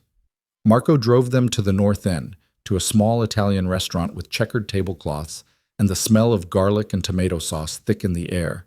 The owner, an elderly woman named Rosa, greeted Marco with a kiss on both cheeks and seated them at a corner table with a view of the street. Rosa's family has owned this place for 60 years, Marco said as they settled in. I've been eating here since I was a kid. My mother used to bring me here on Sundays after church. You went to church? Evelyn couldn't help the surprise in her voice. My mother was devout, believed in God, forgiveness, all of it. She'd be horrified by what I've become. Marco studied the menu, though he clearly already knew what he wanted. But she also believed in protecting family, in doing whatever necessary to survive. She worked 3 jobs to keep us afloat after my father's injury. Cleaned houses, waitressed, did alterations. Wore herself down to nothing so I could have opportunities. When she got sick and couldn't work anymore, she refused treatment at first because of the cost. Said she'd rather die than burden us with debt. But you made her get treatment anyway, Evelyn guessed. I begged her, promised her I'd handle the money, that she didn't need to worry. She agreed on the condition that I finish college first, get my degree before dealing with her bills. So I did. Graduated summa cum laude while she was in chemotherapy, got job offers from 3 architecture firms. Marco's voice was distant, lost in memory. And then the cancer metastasized. The experimental treatments insurance wouldn't cover became the only option. The bills went from manageable to catastrophic, and I realized legal architecture would never save her. Rosa appeared with wine and bread, chattering in rapid Italian about her grandson's upcoming wedding. Marco responded fluently, his entire demeanor softening in a way Evelyn had never seen. When Rosa left, he poured the wine. This is who I would have been, he said quietly. Without the debt, without my mother's death, without the empire. Just a man who designs buildings and eats at Rosa's on Sunday nights and argues about architecture with anyone who'll listen. Sometimes I wonder if that version of me would have been happier. Would he? Evelyn asked. Marco considered the question seriously. No, because he would have been powerless. He would have watched his mother die knowing he couldn't save her. He would have spent his life designing buildings for other people's visions, following other people's rules, accepting other people's definitions of success. This version of me, the one who built an empire, he saved his father from bankruptcy. He provides insulin to diabetics who can't afford it legally. He keeps neighborhoods safe when police can't or won't. He has power to change things. Marco met her eyes. But he also has blood on his hands, and enemies who want him dead, and the constant knowledge that everything could collapse if he shows weakness for even a moment. So you tell me, Evelyn, which version is better? I don't think it works that way, Evelyn said slowly. You're not two different people. You're one person who made impossible choices and lives with the consequences. The architect and the crime boss aren't separate. They're both you. Something shifted in Marco's expression, a vulnerability she was beginning to recognize. You're the first person who's ever said that. Everyone else wants me to be one thing or the other, the monster or the misunderstood anti-hero. But you see the whole picture. Their food arrived. Homemade ravioli and sauce that tasted like childhood and comfort, crusty bread still warm from the oven, salad dressed in oil and vinegar. They ate in companionable silence for a while, the restaurant filling up around them with families and couples and the beautiful ordinary chaos of a neighborhood institution. Tell me about your writing, Marco said eventually. You've spent 4 days learning about my world. I know almost nothing about yours beyond what a background check revealed. Evelyn felt herself tense. There's not much to tell. I write articles that don't sell and short stories that get rejected and dream about publishing a novel someday if I can ever figure out what story I want to tell. What do you write about? People who don't fit, who exist in the spaces between what society expects and who they actually are. But she pushed ravioli around her plate. I wrote a story once about a woman who worked as a cleaner in an office building. Everyone who worked there ignored her, walked past her like she was furniture, had conversations in front of her like she wasn't even there. But she was actually brilliant, spoke 4 languages, had a doctorate in literature. She'd lost everything in a divorce and was rebuilding from nothing, and nobody saw her. They just saw the cleaning uniform. What happened to her? Marco asked. She started leaving notes, tiny corrections to the work she saw in the trash bins and on desks, grammar errors, logical flaws in arguments, better solutions to problems. At first, people thought they had a ghost. Then they realized it was the cleaner. Some of them got angry. How dare she presume to critique them? But one person, a junior analyst, started leaving her questions deliberately, problems he couldn't solve. And she'd leave answers. Eventually, he advocated for hiring her in an actual position, but she turned it down. Why? Evelyn smiled slightly, because she realized that being invisible gave her power. She could see how the whole company operated, understand power structures and relationships, gather information nobody guarded around her. She built a consulting business based on that intelligence, made more money advising competitors than she ever could have earned working there legitimately. That's your story? Marco's eyes were intent. The invisible woman who finds power in being overlooked? It got rejected 17 times. Editors said it was implausible, that the premise didn't work, that nobody would believe someone could remain invisible that long or leverage it that effectively. Evelyn's voice was bitter. They couldn't imagine it because they've never been invisible. They've never felt what it's like to be in a room where nobody sees you. I'd like to read it, Marco said. The story, if you're willing to share it. The request caught her off guard. You actually want to read my writing? I want to understand how you see the world. Your writing is that window. Marco reached across the table, his fingers brushing hers. Everything I've shown you this week has been about letting you see me clearly. I'd like the same courtesy. That night, in her apartment while Claire slept, Evelyn emailed Marco the story. And then, because the dam had broken, she sent him 3 more. Stories about people existing in gray areas, making impossible choices, finding humanity in dark places. Stories that suddenly felt less like fiction and more like prophecy. Day 5 brought violence, sudden and brutal in the way Marco had warned her about. They were at a construction site, one of Marco's legitimate real estate developments, meeting with the site foreman about delays. The conversation was routine, almost boring, until a black SUV screeched into the lot and 4 men emerged with weapons. Everything happened so fast that Evelyn's mind struggled to process it. Marco's hand locked around her wrist, yanking her behind a concrete barrier as gunfire erupted. Vincent appeared from nowhere, returning fire with a handgun that seemed too large to be real. The construction workers scattered, screaming, glass shattered, metal pinged against steel beams.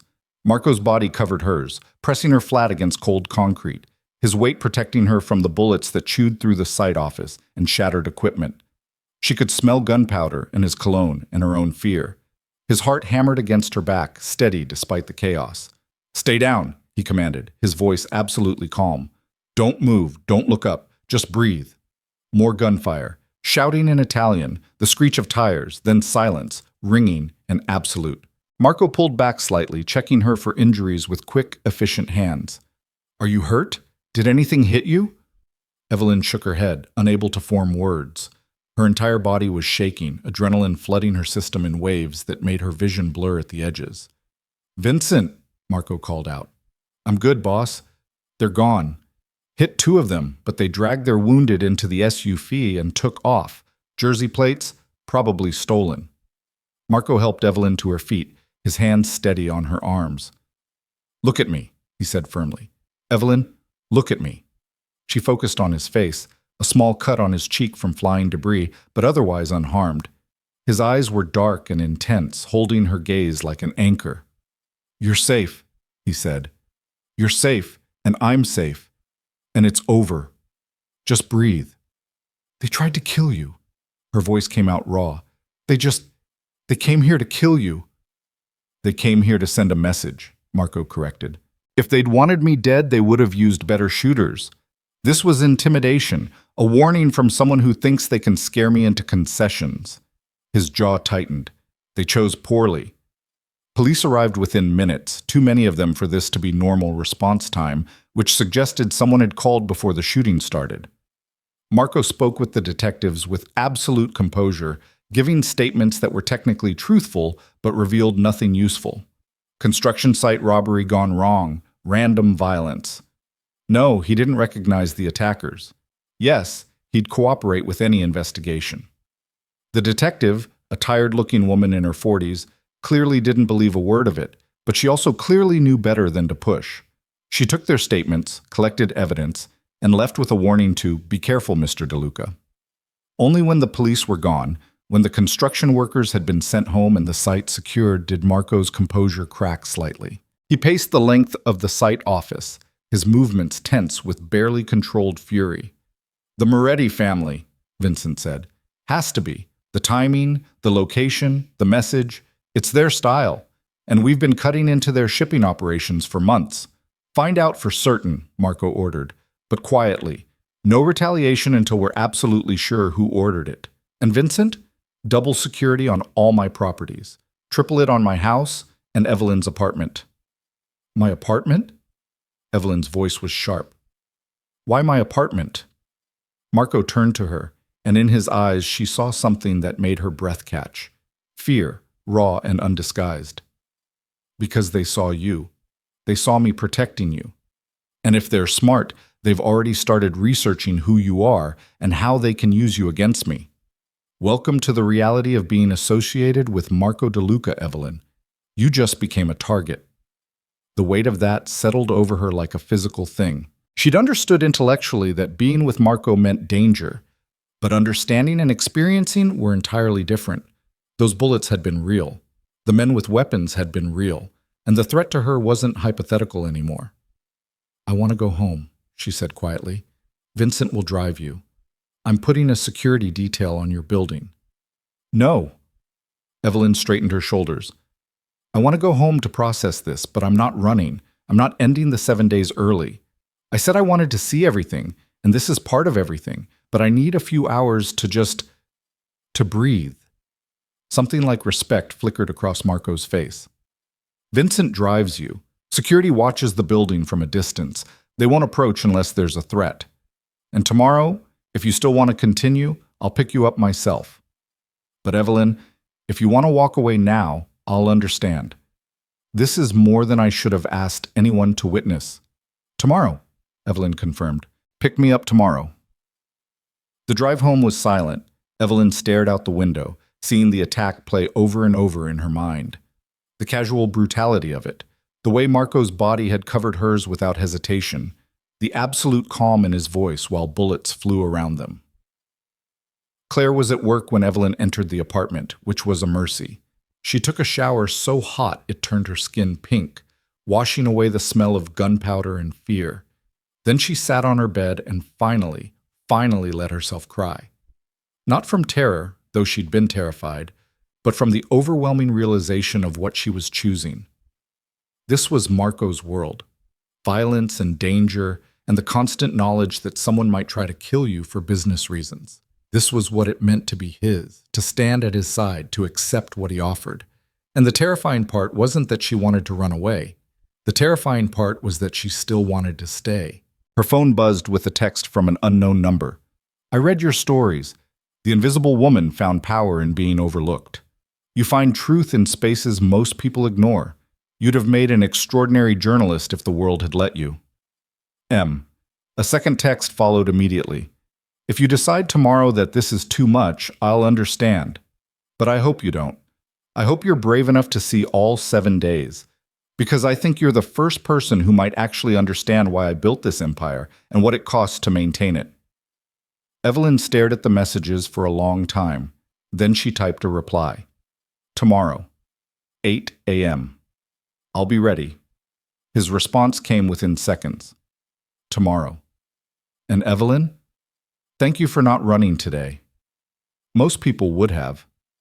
She fell asleep with her phone in her hand, Marco's words the last thing she read, and dreamed of bullets and concrete and the weight of his body protecting hers while the world exploded around them. Day 6 began with a knock on her door at 7:30. Evelyn opened it to find Marco himself standing in the hallway, not Vincent, not a driver. Marco, in jeans and a sweater, looking almost normal except for the alertness in his eyes and the way he scanned the hallway before meeting her gaze. "I said I'd pick you up myself," he said simply. "Ready?" Evelyn grabbed her coat. "Where are we going?" "Somewhere quiet. Somewhere safe.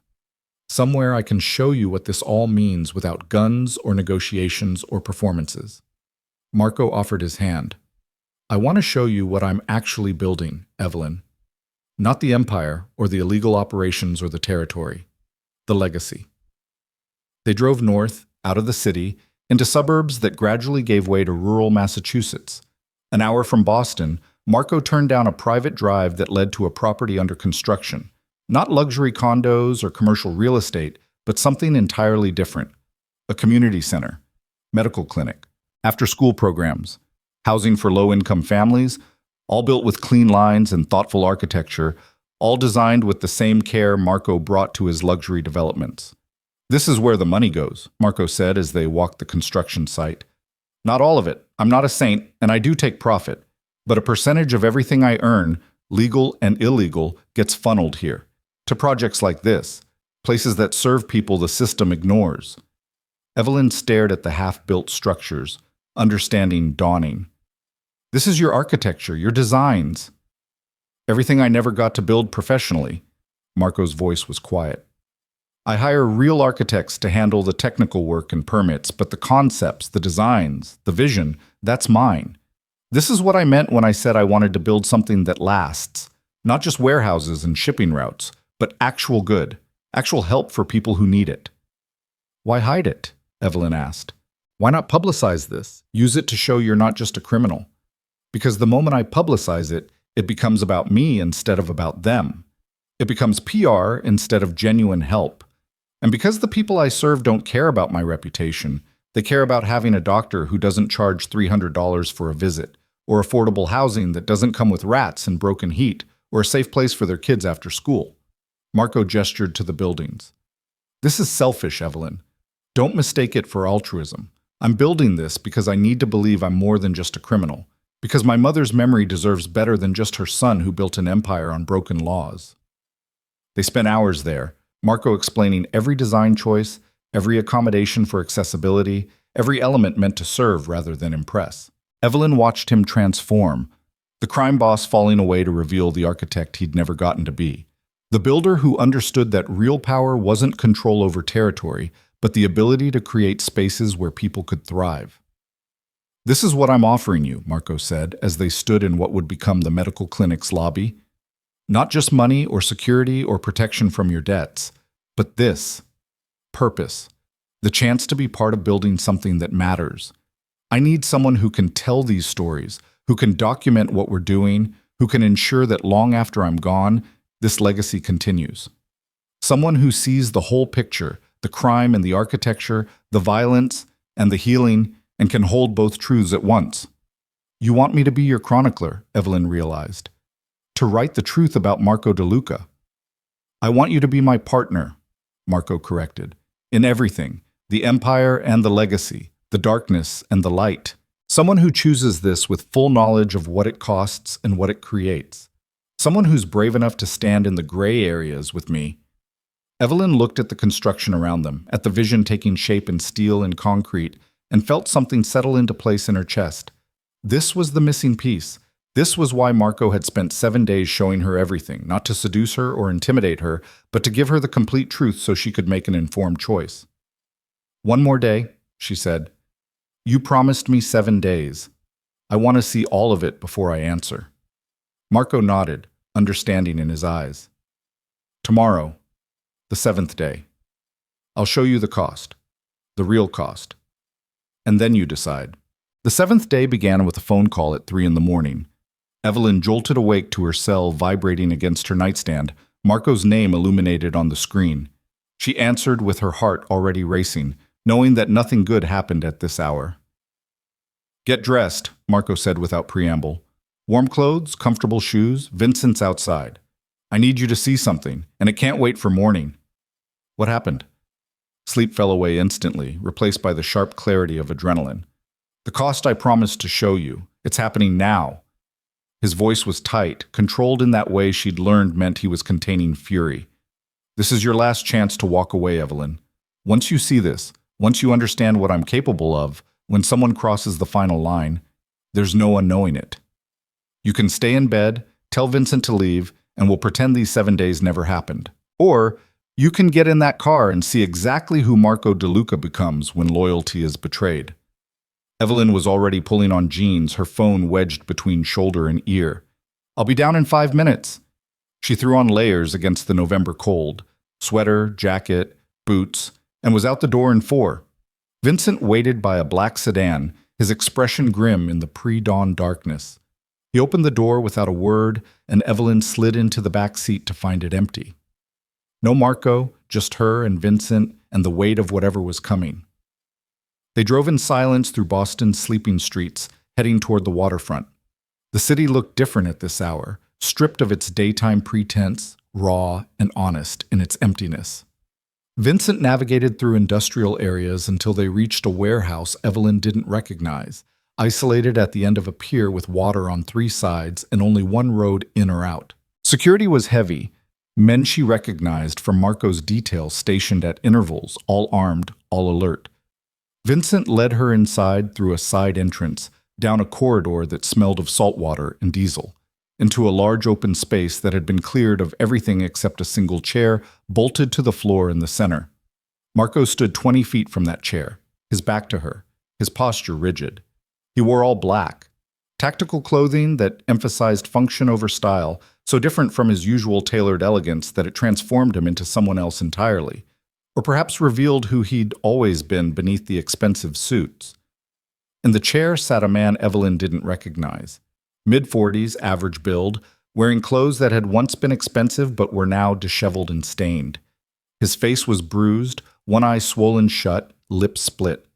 Zip ties secured his wrists and ankles to the chair. He was crying silently, tears cutting tracks through the blood on his face. "Her name was Sarah Chen," Marco said, without turning around, his voice carrying clearly in the warehouse's acoustics. She was 19 years old, studying computer science at MIT, working part-time at her father's restaurant in Cambridge to help with tuition.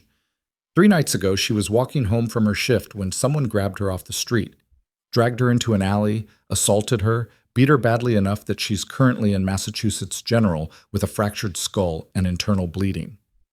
Evelyn's stomach turned. The man in the chair made a sound, half whimper, half denial. "Sarah's father, David Chen, is the tech entrepreneur I invested in," Marco continued. The one you met on day 3. Good man, smart, building something legitimate. He came to me yesterday because the police told him they had a suspect, but not enough evidence. Security camera footage was too grainy. No DNA evidence. Sarah was so traumatized she couldn't give a clear identification. The system was failing her. Marco finally turned, and Evelyn saw his face, cold, empty of everything except a fury so profound it had frozen into ice. So David asked me for help, asked if my resources could do what the police couldn't. And they could. I didn't. The man in the chair started, but Marco cut him off with a gesture. Don't. The word cracked like a whip. Don't insult me with denials. I have the security footage my people cleaned up. I have your DNA from under her fingernails that my lab processed.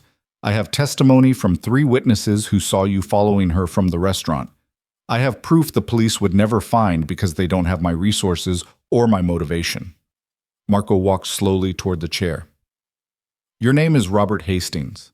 You're a financial analyst. You're married with 2 children. And 3 nights ago, you destroyed a 19-year-old girl's life because you could, because you wanted to, because you thought you'd get away with it. Please, Hastings whispered. Please, I have a family. Sarah Chen had a family, Marco said softly. She had a father who worked 18-hour days to give her opportunities. She had dreams of working in cybersecurity, of making a difference. She had a whole life ahead of her. What you did to her, what you took from her, can never be repaired. She'll carry that trauma forever. So tell me, Robert Hastings, why should your family matter more than hers? Evelyn stood frozen, understanding with horrible clarity what she was witnessing. This was the cost Marco had promised to show her, not the violence of business disputes or territory wars, but the violence of justice, the kind that fell outside legal systems, that happened in warehouses at 3 a.m, that left no record and no witnesses except those who'd chosen to be there. Marco, she heard herself say, her voice barely audible. He turned to look at her, and for a moment she saw the struggle in his eyes, the part of him that wanted to send her away, to protect her from this, warring with the part that needed her to see all of him, even this, especially this. Last chance, he said to her. You can leave. Vincent will drive you home. This doesn't touch you. You never saw this, never knew about it. You can still walk away clean. Evelyn thought about Sarah Chen, 19 years old and broken in a hospital bed. She thought about the police report that would go nowhere, the evidence that wasn't quite enough, the legal system that would fail because it had rules and procedures and requirements that protected men like Robert Hastings. She thought about justice and law and the space between them where people like Marco operated. I'm staying, she said. Something shifted in Marco's expression, relief or resignation or perhaps both. He nodded once, then turned back to Hastings. Here's what's going to happen, Marco said, his voice returning to that cold, controlled calm. You're going to confess. Not to me. I already know what you did. You're going to confess on video, in detail, everything you did to Sarah Chen. That confession will be delivered to the police anonymously. It will be enough to convict you because you'll include details only the attacker would know. And if I don't? Hastings' voice shook. Then I make you, Marco said simply. I have people very skilled at extracting confessions. It won't be pleasant, or you can do this the easy way. Confess, face legal consequences, and live. That's the deal. That's the only mercy you're getting. I'll say I was coerced, Hastings said desperately. Any lawyer will get it thrown out. Feel free to try. Marco's smile was terrible. But you'll notice I'm not touching you. I'm simply having a conversation. And the video will show a man confessing freely, without physical coercion. What happens after you confess? How you explain it to your lawyers and your wife and your children, that's your problem. But Robert Hastings, you will confess to what you did, or you won't leave this warehouse walking. Vincent set up a camera on a tripod, professional equipment that would record high-quality video and audio. Marco stepped back, giving Hastings clear frame, and nodded. It took 30 minutes. Hastings tried to resist, tried to negotiate, tried to find a way out that didn't exist. But Marco's patience was infinite and absolute. He simply waited, letting the silence and the situation and Hastings' own fear do the work. Finally, broken and sobbing, Hastings confessed. He described the assault in horrifying detail, admitted to following Sarah from the restaurant, acknowledged that she'd fought and he'd overpowered her. Every word was captured in high definition.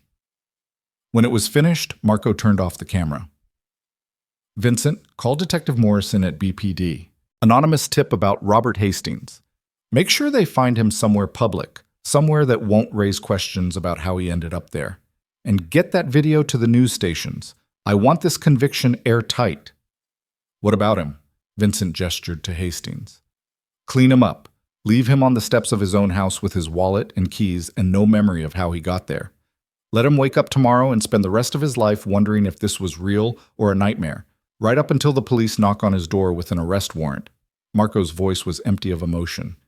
He gets to face legal justice. That's more mercy than he deserves. Hastings was removed by two of Marco's men, still crying, still protesting. The warehouse emptied quickly until only Marco and Evelyn remained in the vast space, the chair sitting empty like an accusation. This is what I am, Marco said into the silence. When the law fails, when the system protects predators, when people come to me because there's nowhere else to go, this is what I do.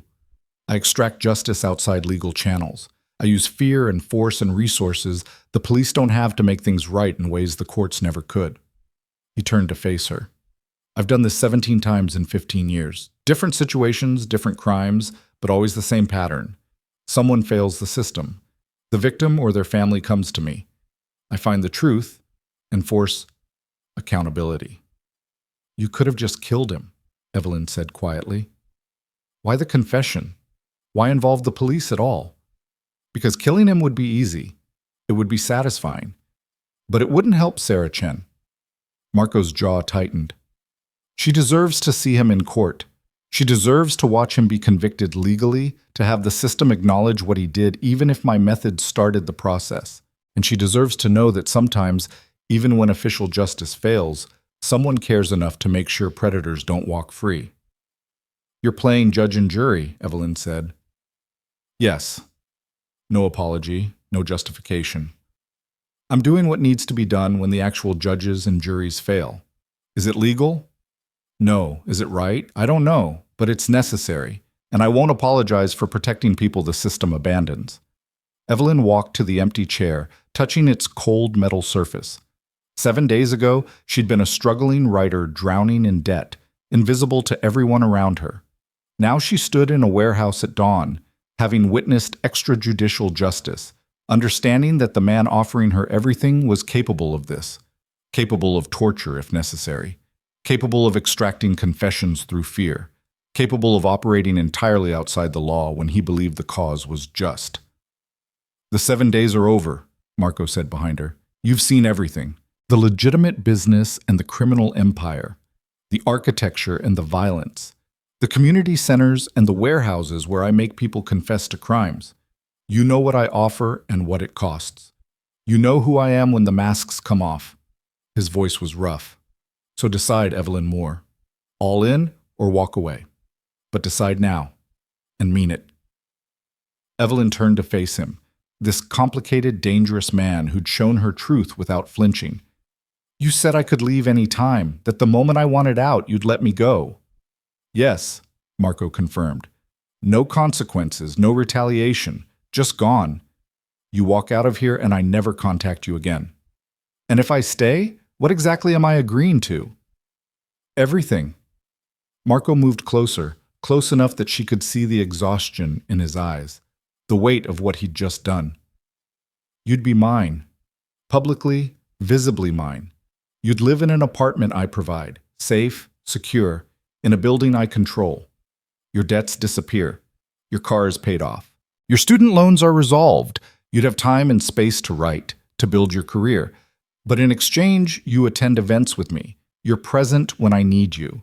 You help document the legitimate work, the community centers, the housing projects, the legacy I'm building. You tell the truth about who I am to the people who need to understand that I'm more than just a criminal. And the relationship? Evelyn pressed. You said there would be expectations of intimacy. I want you in my bed, Marco said bluntly. I want exclusivity. You don't sleep with anyone else, and neither do I. I want you in my home, in my life, as my partner in every sense. But Evelyn, I won't force it. If you need time before we're physically intimate, I'll give you time. If you want separate bedrooms initially, that's fine. This isn't about buying access to your body. It's about building something real with someone who sees me clearly. What if I change my mind? Evelyn asked. What if 6 months from now I decide I can't live with what you do? Then you tell me, and you leave. Marco's voice was firm. I won't hold you hostage. The debts I've paid stay paid. I won't use them as leverage. The apartment remains yours for a year after we separate, so you have time to stabilize. I'm not building a prison, Evelyn. I'm offering a partnership. And partnerships require both people choosing to stay. Evelyn studied his face, reading the sincerity there, but also the fear. He was afraid she'd say no. This powerful, dangerous man who'd just extracted a confession through psychological warfare was afraid that she'd reject him. I have conditions, she said carefully. Hope flickered in Marco's eyes. Name them. I keep my independence. I write what I want, pursue my own career, make my own choices. I'm not your possession or your accessory. I'm your partner, which means equal say in decisions that affect me. Agreed. No hesitation. I don't participate in the illegal operations. I can know about them. I can be aware of what you're doing, but I'm not helping plan crimes or executing them. That line is non-negotiable. Agreed. Marco nodded. I'd never ask you to compromise yourself that way. And if I ever feel unsafe, if I ever believe you're becoming someone I can't be with, I can leave immediately without argument or negotiation. You don't get to convince me to stay. You don't get to negotiate. I say I'm done, and it's done. Agreed. Marco's voice was quiet. Anything else? Evelyn took a breath, steadying herself for what came next. I want honesty, complete honesty. No secrets about your operations, no hiding things to protect me. If I'm choosing this, I'm choosing all of it.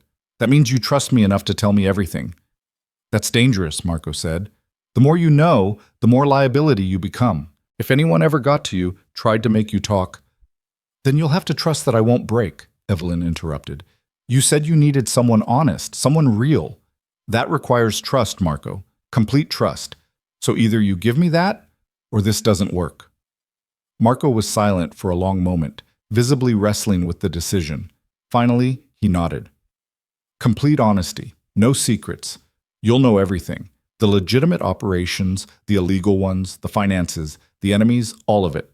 But Evelyn, if this goes wrong, if you're ever in danger because of what you know, then we deal with it together, Evelyn finished. As partners. Not as you protecting your fragile possession, but as equals facing whatever comes. Is that a yes? Marco asked carefully. Are you saying yes to this? Evelyn thought about the past 7 days. The ballroom where he'd first approached her. The warehouse inspection and the Calabrese negotiation. The community center that proved he was building more than an empire. The confession she'd just witnessed that showed how far he'd go for justice when the system failed. She thought about Sarah Chen in her hospital bed and Robert Hastings, who would face legal consequences because Marco had resources the police didn't. She thought about her apartment with its eviction notices and her student loans that strangled her dreams and the crushing weight of invisibility. She thought about being seen, really, truly seen by someone who understood complexity, who existed in gray areas, who built architecture and extracted confessions with equal skill. Someone who was offering her not salvation but partnership, not rescue but choice. Yes, Evelyn said. I'm saying yes. All in, no reservations. I choose this. I choose you. The transformation in Marco's expression was remarkable. The control cracking to reveal relief so profound it was almost painful to witness. He closed the distance between them in 2 strides, his hands cupping her face with a gentleness that contradicted everything she'd just seen him do. Say it again, he demanded. I need to hear it again. I choose this, Evelyn repeated. I choose you, with my eyes open, with full knowledge, with complete awareness of what it costs and what it creates. I choose us. Marco kissed her then, and it was nothing like she'd expected. Not possessive or demanding, but almost reverent, as if she were something precious, something he'd been afraid to break. His hands trembled slightly against her face, and she realized with a start that he was shaking. This man who'd stood unmoved while extracting a confession was shaking because she'd said yes. When they finally broke apart, both breathing hard, Marco rested his forehead against hers. "I won't let you regret this," he said fiercely. "I'll give you everything I promised and more. I'll protect you, provide for you, build a life with you that's worth the compromises you're making." "I'm not making compromises," Evelyn corrected. "I'm making choices. There's a difference." She pulled back to look at him properly. "When do we start?" "Now." Marco's voice was rough with emotion. "Right now. Vincent will drive you home to pack what you need. I'll have movers handle the rest tomorrow. Your apartment, the one I'm providing, it's in the building I showed you on day 2, top floor, city views, security in the lobby. It's been ready since day 3. You were that confident I'd say yes? No." Marco's smile was self-deprecating. "I was that hopeful, and that prepared for either outcome. If you'd said no, the apartment would have gone to someone else on my payroll, but I wanted it ready in case you chose me." They left the warehouse as dawn broke properly over Boston, painting the sky in shades of rose and gold. Vincent drove them to Evelyn's apartment in Somerville, where Claire was just waking up for an early shift. Evelyn packed quickly while Marco waited in the car, clothes, laptop, the few personal items that mattered. Everything else could be sorted later. Claire appeared in her doorway, coffee in hand, eyes wide. "Are you moving out? What's happening?" "I got a job," Evelyn said, which wasn't entirely a lie. "Live-in position, good pay, immediate start. I'll cover my share of rent through the end of the lease, but I need to go now." "With Marco DeLuca," Claire guessed. "The research assistant position. God, Evie, you're really doing this? You barely know him." "I know him well enough," Evelyn said firmly. "And this is what I want. Trust me, Claire. For once in my life, I know exactly what I'm doing." She hugged her roommate goodbye, promising to stay in touch, and carried her bags down to where Marco waited. He took them from her without comment, loading them into the trunk with the same care he brought to everything he did. The drive to her new apartment took 20 minutes. The building was exactly as Marco had described. Modern, secure, with a doorman who greeted Marco by name and looked at Evelyn with poorly disguised curiosity. The elevator required a key card to access the top floor, where only 2 apartments existed. Marco used his card, and the doors opened directly into a foyer. The apartment beyond was stunning. Floor-to-ceiling windows overlooking the city, an open-plan living space with kitchen and dining area. Hardwood floors, modern furniture, art on the walls that looked original rather than mass-produced. 2 bedrooms, a master with an ensuite bathroom, and a second that had been converted into an office with a desk, bookshelves, and a view that would make writing feel like flying. "This is yours," Marco said, setting her bags down. "Your space. I have the apartment next door. Through that connecting door if you want it open, or locked from your side if you want privacy. I'll stay in my place until you invite me into yours. No pressure, no expectations. This is your home first, ours second." Evelyn walked to the windows, looking out at Boston spread before her like a promise. She could see the waterfront where Marco's warehouses stood, the north end where they'd eaten at Rosa's restaurant, the financial district where legitimate business happened, all of it laid out, visible, no longer hidden or forbidden. "What happens now?" she asked. Marco came to stand beside her, his shoulder brushing hers. "Now we build something real. Now you write and I manage the empire, and we figure out what partnership looks like when both people are complicated and difficult and committed to honesty. Now we attend events together and face down enemies together and create the kind of legacy that outlasts us both." He turned to face her. "Now we choose each other every day, not because we're obligated, but because we want to, because what we're building is worth the cost." "I'm terrified," Evelyn admitted. "Good," Marco said. "I'd worry if you weren't. Fear means you understand the stakes. It means you're making this choice with your eyes open." His hand found hers, fingers intertwining. "I'm terrified too, if it helps. I've built an empire and faced down rivals and survived attempts on my life, but trusting someone completely? Letting someone see all of me? That's more frightening than any enemy." They stood at the window as morning light filled the apartment, 2 complicated people who'd found each other across a ballroom and decided to build something together in the gray areas between legal and illegal, right and wrong, safety and danger. It wasn't a fairy tale. It wasn't a rescue. It was a choice, made freely, with full knowledge of the cost and the potential. And for the first time in her life, Evelyn Moore felt seen, not as invisible background, not as potential conquest, not as someone to be dismissed or pitied, but as an equal, a partner, someone whose choice mattered because she'd been given all the information and chosen anyway. "Show me your apartment," she said suddenly. "The one next door. I want to see how you live when you're not performing." Marco's surprise showed for just a moment before he led her to the connecting door, unlocking it to reveal his space. It was similar to hers in layout, but different in character. Darker furniture, more books, architectural models displayed on shelves. A drafting table by the window with sketches scattered across its surface. Photos of his mother and father on one wall. The community center plans pinned up like art. "This is who I am without the empire," Marco said quietly. The architect who never was.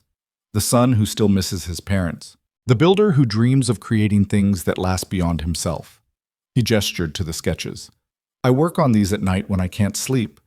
Designs for buildings I'll never build professionally. Museums, libraries, schools, legacy projects that exist only in my imagination." Evelyn studied the sketches. They were beautiful, sophisticated, showing real talent and vision. "Why only in your imagination? You have the money to build these." "Because building them would require revealing who designed them. And the moment my name is attached to legitimate architecture, every project becomes suspect.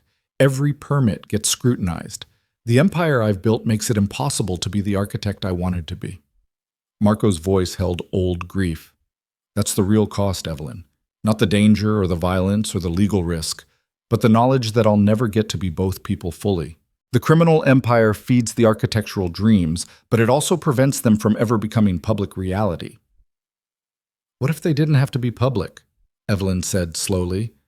"What if the community center and the housing projects are enough? What if legacy doesn't require recognition, just impact?" Marco looked at her with something like wonder. "You understand." "I understand choosing between who you want to be and who circumstances made you," Evelyn said. "I understand building something meaningful even if no one knows you built it. I understand that sometimes the work matters more than the credit." She took his hand. "And I understand that we're both trying to create things that last. You with architecture, me with words. Maybe that's why this works. We're both builders in our own way." "Partners in creation," Marco said softly. "I like that." They spent the rest of the day in the apartments, Marco working on his sketches while Evelyn unpacked and set up her office. It felt domestic in a way that should have been strange, but instead felt natural. Comfortable. Like they'd been doing this for years instead of hours. In the evening, Marco ordered dinner from Rosa's. She delivered personally, kissing his cheeks and studying Evelyn with shrewd, knowing eyes before pronouncing her good for him in Italian that Evelyn was clearly meant to understand. They ate at the table overlooking the city, and Marco told her stories about growing up in the North End, about his mother's cooking and his father's pride when he'd gotten into architecture school. "My father died 2 years after my mother," Marco said. "Heart attack. The doctor said it was genetic, but I think it was broken heart syndrome.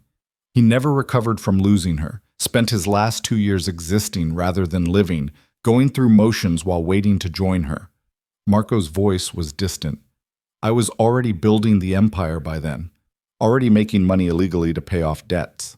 He knew what I was doing, never said a word against it, just looked at me with these sad eyes like he was watching me become someone he didn't recognize." "Did you talk about it?" Evelyn asked gently. "Once, a week before he died. He said, 'Your mother would be proud that you survived, but devastated by how you did it. Find a way to be both, Marco. The survivor and the good man. Don't let the empire consume the person you were supposed to be.'" Marco's jaw tightened. "I've been trying to balance that ever since. The community centers, the medical supplies, the justice for people like Sarah Chen, that's me trying to be both. The survivor who built power, and the good man who uses it for something beyond profit." "I think you're succeeding," Evelyn said. "It's messy and complicated and morally gray, but you're succeeding. You're both people at once. Marco reached across the table, taking her hand. Help me stay that way. Help me remember why I built this. Help me make sure the power serves purpose rather than just feeding itself. That's what I need from you more than anything else. Someone who sees both sides and won't let me lose sight of either. I can do that, Evelyn promised, as long as you help me be brave enough to write the truth, to tell stories that matter even if they make people uncomfortable, to use my words for something bigger than just my own success. Deal, Marco said. We build each other up. We keep each other honest. We create legacy together. They clinked wine glasses on it, sealing the agreement with a gesture that felt more binding than any legal contract. This was their foundation: honesty, partnership, mutual creation. Everything else would flow from these principles. That night, Evelyn slept in her new bedroom with its city views and comfortable bed, the connecting door to Marco's apartment unlocked but not opened.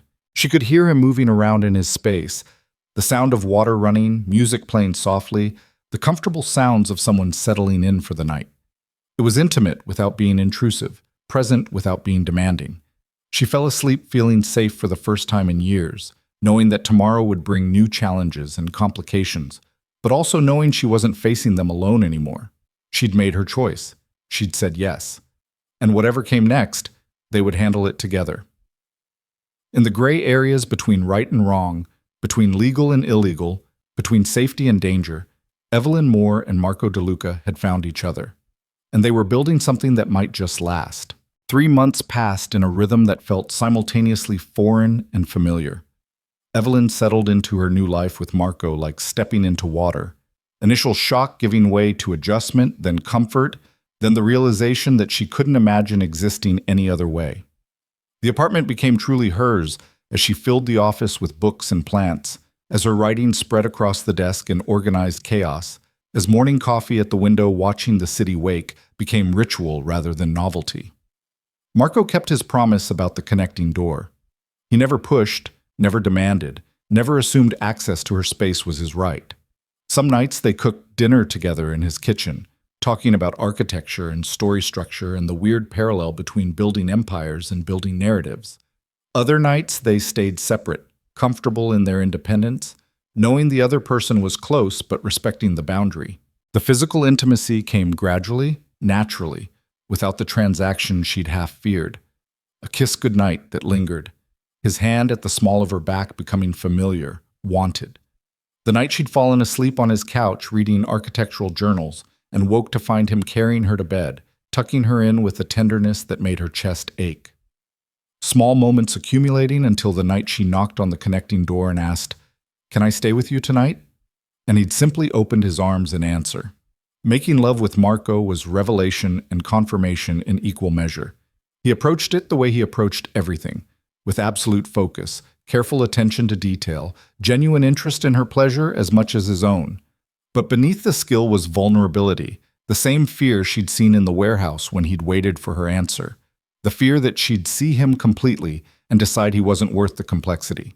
Afterward, lying in his bed with city lights painting patterns on the ceiling, Evelyn had traced the scar along his ribs, knife wound from 5 years ago, he'd explained, territory dispute that got personal, and said, "I'm not going anywhere. You know that, right? I chose this. I choose you. Every day." Marco had pulled her closer, his voice rough. "Every day I expect you to wake up and realize you made a mistake, that you could have anyone, anything, and you're stuck with a criminal who operates in shadows." "I don't want anyone or anything else," Evelyn had replied firmly. "I want the criminal who builds community centers. I want the architect who extracts confessions. I want all of you, Marco, the light and the dark and everything between." But 3 months of domestic comfort couldn't erase the reality of what Marco was, what his world demanded. The first real test came on a Tuesday in February, when Vincent called Marco's cell during breakfast, and the conversation that followed made Marco's expression go cold and dangerous. "Problem?" Evelyn asked as he ended the call. "The Moretti family." Marco set his coffee down with deliberate control. "They've been pushing boundaries for weeks, small incursions into my territory, testing my responses. Yesterday, they crossed the line. They hit one of my supply trucks, stole pharmaceuticals worth $200,000, Beat my driver badly enough that he's hospitalized. What are you going to do? What I have to. Marco stood, already moving toward his apartment to change into the tactical clothing she'd learned meant violence was coming. This can't go unanswered. If I let the Morettis steal from me without retaliation, every family in Boston will think I'm weak. The empire collapses the moment I stop defending it. Evelyn followed him to the connecting door. Can I come? Marco turned, surprise evident. This isn't like the warehouse with Hastings. This is war, Evelyn. People will get hurt, probably badly. I don't want you anywhere near it. You promised me honesty, she reminded him. Complete transparency. That means I get to see this too. The protection of territory, the violence that keeps the empire stable. I can't be your partner if you only show me the parts you think I can handle. This isn't about what you can handle, Marco said, frustration creeping into his voice. This is about keeping you safe. The Morettis know about you now. They've been watching my movements for weeks. If they see you with me during a retaliation, they'll know exactly how much you matter. That makes you a bigger target. I'm already a target by being yours, Evelyn countered. You said that yourself after the shooting at the construction site. So either I'm in this completely, seeing everything, understanding the full scope, or I'm just another thing you're protecting instead of a real partner. Marco stared at her for a long moment, conflict clear in his expression. Finally, he nodded. You stay in the car with Vincent. You observe, but you don't participate. And if I tell you to leave, you leave immediately. Non-negotiable. Agreed. They drove to a warehouse in Southie, Moretti territory, which was itself a statement. Marco was taking the fight to them rather than waiting for another incursion. Vincent briefed them during the drive, his voice clinical as he outlined the plan. Intelligence says 6 Moretti soldiers are using the warehouse to process the stolen pharmaceuticals. They're repackaging it to sell through their own networks. We go in fast, neutralize resistance, reclaim the product, and leave a message that won't be misunderstood. Casualties, Marco asked. Unavoidable but controlled. We're not there to kill unless absolutely necessary. We're there to prove we can reach them anywhere, take back what's ours, and make them think twice before trying it again. The warehouse district was industrial and isolated, perfect for exactly this kind of confrontation. Vincent parked 2 blocks away, positioning the car with clear exit routes. Marco's team, 8 men including Vincent, all armed and moving with military precision, approached from multiple angles. Evelyn watched through the car window as Marco led them through a side entrance. For 5 minutes, nothing happened. Then gunfire erupted. Brief, controlled bursts followed by shouting. Glass shattered. Someone screamed. More gunfire. Then silence that felt louder than the noise had been. Vincent's radio crackled. Warehouse secure, 6 hostiles neutralized, 3 injured, none critical. Product recovered. Boss wants you to bring the car around. They pulled up to the warehouse loading dock where Marco's team was loading crates into a truck. 3 men sat on the ground with zip-tied hands, bloodied but alive. Marco stood over them, and even from a distance, Evelyn could see the cold fury in his posture. Tell Giacomo Moretti this is his only warning, Marco said, his voice carrying clearly in the cold air. He keeps his operations in his territory. I keep mine in mine. He doesn't steal from me. He doesn't touch my people. He doesn't test my patience. The next time he crosses these lines, I don't send people to hospitals. I send them to morgues. Am I clear? The 3 men nodded frantically, fear evident in their faces. Good. Vincent, cut them loose in an hour. Give them time to think about the choices that led here. Marco turned away, spotting Evelyn in the car. Something in his expression shifted. The cold enforcer giving way briefly to the man who'd made love to her that morning, who'd sketched buildings at his drafting table, who'd quoted poetry over breakfast. He climbed into the car, blood on his knuckles, dirt on his clothes, looking every inch the crime boss who'd just reclaimed stolen property through force. But when he met Evelyn's eyes, she saw the question there. The fear that this would be too much, that seeing him like this would change everything. Are you hurt? She asked. No, minor scuffle, nothing serious. His voice was carefully neutral. You saw enough? I saw you protecting what's yours, Evelyn said. I saw you showing restraint when you could have been brutal. I saw you giving a warning when you could have just eliminated the problem. I saw exactly what you told me I'd see, calculated violence in service of stability. And you're okay with that? Marco's voice was almost hesitant. I'm okay with you, Evelyn corrected. All of you, including this part. She reached over, taking his bloodied hand in hers. Drive us home, Vincent. We're done here. The ride home was quiet, Marco cleaning blood from his knuckles with a handkerchief, Evelyn watching the city pass outside the window. When they reached their building, Marco started toward his apartment, but Evelyn caught his hand. My place tonight, she said firmly. Shower, clean clothes, then I want you to show me the new sketches you've been working on. The museum design. I saw it on your desk yesterday, and it looked beautiful. The gratitude in his eyes was profound. This was what partnership meant, not flinching from the violence, but also not letting it define him completely. Reminding him that he was more than the enforcer, more than the crime boss, more than the man who'd just reclaimed stolen property through force. They spent the evening exactly as she'd suggested, Marco showering away the warehouse, changing into comfortable clothes, spreading his museum sketches across her dining table, while explaining his vision for a space that would bring world-class art to neighborhoods that never saw it. The violence of the afternoon faded into context rather than definition, another piece of the complicated whole that was Marco DeLuca. Spring came to Boston with the sudden intensity it always did, winter releasing its grip overnight to reveal a city blooming with possibility. Evelyn's writing career was flourishing in ways she'd never imagined. Articles placed in major publications, a short story collection accepted by a respected press, interest from an agent about expanding her work into a novel. None of it had anything to do with Marco's influence. He'd offered to make calls, to use his connections, but she'd refused. This has to be mine, she'd explained. My success? My achievement. The moment your money or power touches my career, it stops being about my talent and starts being about who I'm with. I need to know I earned this. Marco had understood completely, had even seemed relieved. I don't want to own your success any more than you want me to. Build your career on your terms. I'm just here to make sure you have the time and space to do it without worrying about rent or debt or survival. The community center opened in April, and Evelyn was there to document it. Not as Marco's partner, but as a journalist telling the story of a facility that would serve 3 underserved neighborhoods with medical care, after-school programs, and job training. She interviewed the people who'd worked on it, the families who'd benefit from it, the architects who'd brought Marco's vision to reality. The article she wrote never mentioned Marco by name. It focused on the anonymous donor who'd funded the project, on the community members who'd advocated for it, on the tangible good being created. But when it was published in the Boston Globe, Marco read it 3 times, his eyes shining with emotion he didn't try to hide. This is the legacy, he said quietly. Not my name on buildings, but actual good being done. People being helped, communities being strengthened.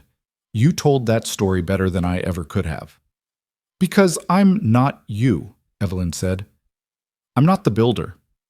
I'm the one who bears witness to what gets built and why it matters. That's my role in this partnership, making sure your work is remembered even if your name isn't attached to it. But even as they built this life together, even as the partnership deepened into something neither had fully anticipated, there was one conversation they'd been avoiding. Evelyn felt it hovering between them like an unasked question. What came next? They'd been together for 6 months now, living in connected apartments, building careers and legacy, functioning as partners in every meaningful way. But they'd never discussed the future beyond the immediate, never talked about whether this arrangement had an expiration date or a progression towards something more permanent. The conversation came unexpectedly on a Saturday morning in May. They were at the construction site of another housing project, Marco explaining the design elements while Evelyn took notes for an article. A family walked past, parents with 2 young children, the kids laughing as they chased each other around the skeletal framework of what would become their home. Marco watched them with an expression Evelyn couldn't quite read. Do you want children? He asked suddenly. The question caught her off guard. I haven't really thought about it. Maybe someday. You? I always assumed I wouldn't, Marco said slowly. That bringing children into this world, my world, would be selfish, dangerous, unfair to them. He paused. But watching you with the kids at the community center opening, seeing how you talk to them, how they responded to you. It made me wonder what kind of mother you'd be, what kind of family we could build if we wanted to. Evelyn's heart was pounding. Marco, are you asking? I'm asking what you want, he interrupted. Not what you think I want or what makes sense given our circumstances. What do you actually want for your future, Evelyn? For our future? She took a breath, finding her courage. I want what we have, but more of it. More permanence, more commitment, more certainty that this isn't temporary. I want to know that when we build these projects, when we create this legacy, we're building it together for the long term. Not just as partners in a business arrangement, but as what? Marco pressed gently. As people who've chosen to build a life together, Evelyn finished. As equals who love each other and want to create something that lasts beyond either of us individually. Marco pulled her close, his hand finding her face with that familiar tenderness. I fell in love with you the night we met, he said quietly. The moment you called me a stalker and challenged me instead of simpering. I've been in love with you through every day since, watching you write, watching you stand your ground, watching you see all of me and choose to stay anyway. I should have said it sooner, should have been brave enough to tell you that this stopped being an arrangement months ago and became something real. I love you too, Evelyn said, the words feeling both momentous and natural. I love the architect and the criminal. I love the man who builds community centers and the man who extracts justice. I love all of you, Marco, completely. They kissed there in the construction site, surrounded by the skeleton of something being built, and it felt like sealing a promise. This was their foundation, love built on honesty, partnership built on choice, a future constructed deliberately by two people who understood exactly what they were creating together.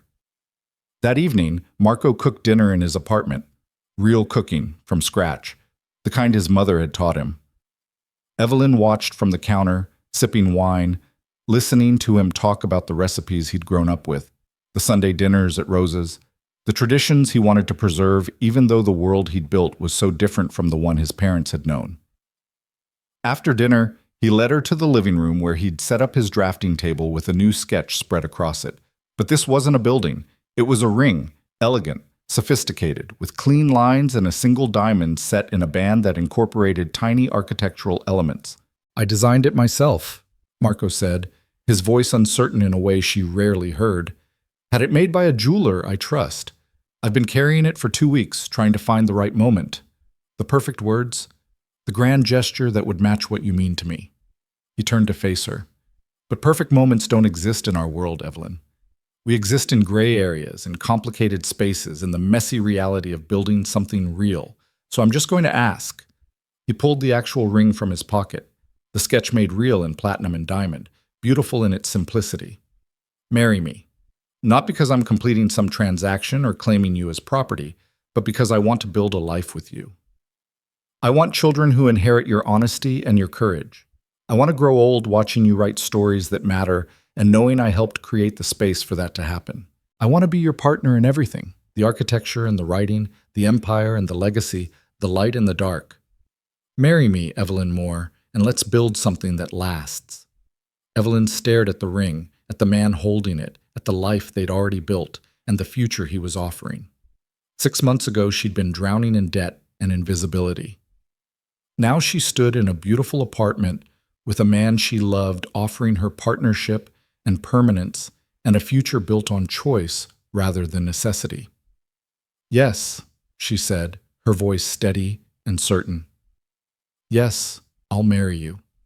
Not because of what you can give me or what you've saved me from, but because I choose you, because I love you, because building a life together is exactly what I want.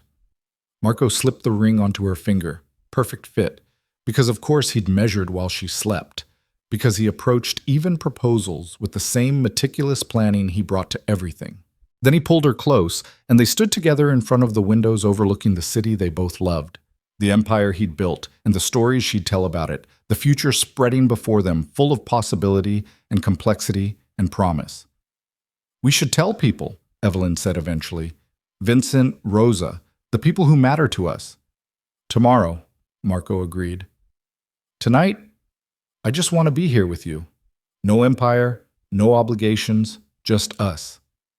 They spent the night exactly as he'd suggested, cooking together, talking about wedding plans and future projects, making love with the new certainty of commitment, falling asleep tangled together in Evelyn's bed with the ring-catching city light on her finger. The wedding happened 3 months later in late August, small and private in keeping with who they were. Rosa's restaurant closed to the public for the evening, transformed with flowers and candlelight.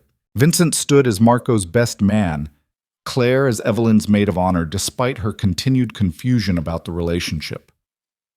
A judge who owed Marco several favors performed the ceremony without asking too many questions about the groom's business interests. Evelyn wore a simple dress in ivory silk, elegant and understated. Marco wore a black suit that emphasized the classical lines of his face, his eyes never leaving hers throughout the ceremony. When the judge asked if they took each other, their responses were simultaneous and certain.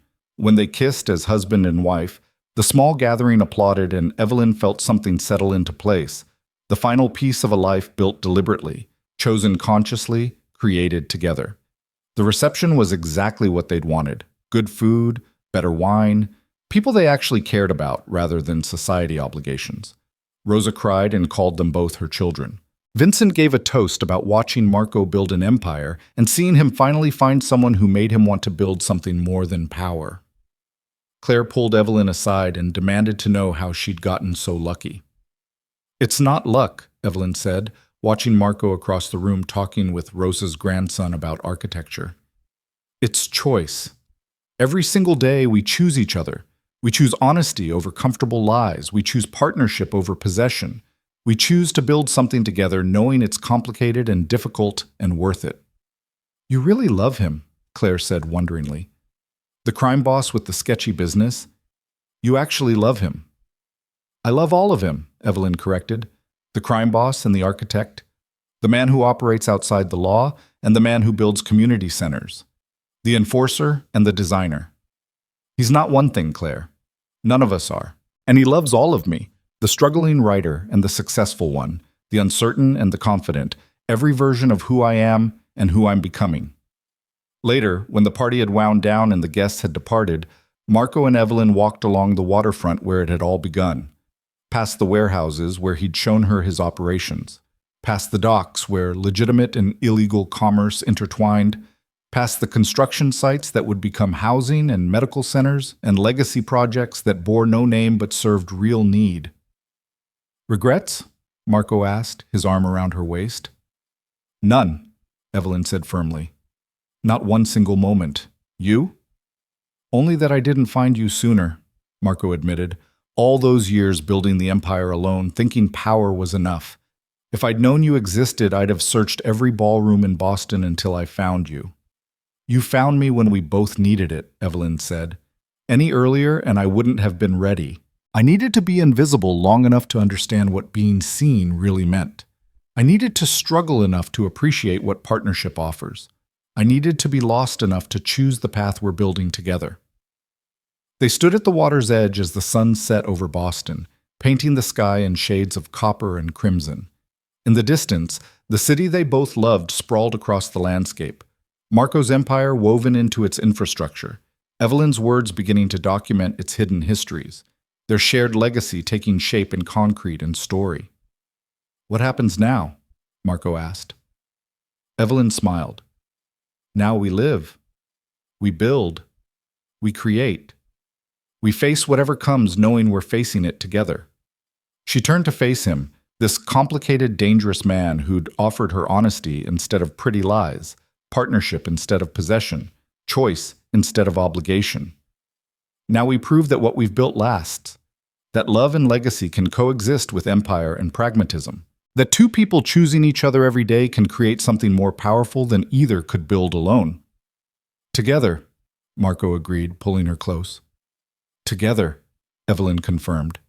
They kissed as husband and wife, as partners in crime and creation, as two people who'd found each other across impossible circumstances and built something real in the gray areas between right and wrong. Behind them, the city glittered with evening lights. Before them, the harbor stretched toward horizons they'd explore together. And between them, love and choice and commitment formed a foundation strong enough to support whatever they built next. A year later, Evelyn published her first novel, a story about invisible people finding power, about complicated choices made in moral gray areas, about building legacy despite operating outside conventional systems. It became a bestseller, praised for its unflinching examination of how people survive and thrive in spaces between legal and illegal, right and wrong, safety and danger. Critics never knew the novel was semi-autobiographical, never understood that the crime boss who built community centers was based on reality, never realized that the partnership at the story's heart reflected the one Evelyn lived every day. She accepted awards and gave interviews and built a literary career on her own merit, never mentioning the husband who'd created the space for her success or the empire that funded the legacy projects she wrote about. Marco continued building too. More housing, more medical centers, more architectural dreams made real through wealth acquired by methods that would never appear in official records. The illegal operations continued because they funded the legitimate good, because the gray areas where he operated allowed him to help people. The system failed because pragmatic morality sometimes required uncomfortable choices. They had their first child 2 years after the wedding, a daughter with Marco's dark eyes and Evelyn's stubborn honesty, who grew up surrounded by books and architectural sketches, who learned early that the world was complicated and that good people sometimes operated outside conventional rules. They named her Sophia, after Marco's mother, and raised her to understand that legacy mattered more than legality, that kindness and strength could coexist, that choosing truth over comfortable fiction was always worth the cost. Vincent became her godfather and taught her to assess situations tactically, while Rosa taught her to cook traditional recipes, and Claire sent books from wherever her own life had taken her. Sophia grew up knowing her father was powerful and dangerous and devoted to building things that helped people. She grew up watching her mother write stories that mattered and understanding that words could be as powerful as money or force when used with intention. On Sophia's 5th birthday, Evelyn found Marco at his drafting table working on plans for a library that would serve the neighborhood where he'd grown up. She wrapped her arms around him from behind, resting her chin on his shoulder. "What are you thinking about?" she asked. "About how my mother would react to all this," Marco said quietly. "Her criminal son, who builds libraries and community centers. Her granddaughter, who's being raised to question systems and fight for what's right, even when it's not legal. The life I've built that she'd simultaneously be proud of and horrified by." "She'd love Sophia," Evelyn said with certainty. "And she'd understand why you built what you built. Mothers want their children to survive and thrive. You've done both. You've just done it in ways she couldn't have anticipated." "Sometimes I still dream about the other life," Marco admitted. "The one where I became a legitimate architect, where my mother survived, where I didn't have to build an empire to save my father from medical debt, where I met you at some normal event and we fell in love without warehouses and confessions and violence." "Would that version of you have noticed me?" Evelyn asked. "Would you have seen past my invisibility if you hadn't operated in gray areas yourself? Would we have built something this real if we'd met under conventional circumstances?" Marco turned to face her, pulling her into his lap. "No," he admitted. "That version of me would have been softer, but also less observant, less willing to see depth in unexpected places, less capable of recognizing someone extraordinary hiding in plain sight. This version, the complicated, dangerous, morally gray version, he saw you immediately. He understood what you were worth. He built a life with you that the legitimate architect never could have." "Then I prefer this version," Evelyn said firmly. "I prefer the man you are. All the contradictions, all the complexity, all the beautiful, difficult reality of who you've become. And I prefer the life we've built, messy and unconventional as it is." They sat together at the drafting table, partners in the truest sense, while Sophia played in the next room with blocks that would probably become buildings, already showing signs of inheriting her father's architectural vision. Outside, the city continued its complicated existence, gray areas and all, the empire Marco had built sustaining the legacy they were creating together. Years passed. The empire evolved but persisted, adapting to new challenges, new technologies, new threats. The community centers multiplied across Boston, serving needs the official systems couldn't or wouldn't address. Evelyn's writing career flourished. her novels exploring the spaces between conventional morality and pragmatic good, her articles documenting the invisible people who kept cities functioning. They celebrated anniversaries at Rosa's restaurant, which Sophia inherited when Rosa passed peacefully in her sleep at 93. They attended ribbon cuttings at libraries and medical centers that bore no DeLuca name but reflected Marco's vision. They faced down rivals and law enforcement and the ordinary challenges of marriage and parenthood with the same partnership they'd built from the beginning: honesty, choice, and commitment to seeing each other completely. On their 10th anniversary, Marco surprised Evelyn with a weekend trip to the property where he'd shown her the first community center under construction.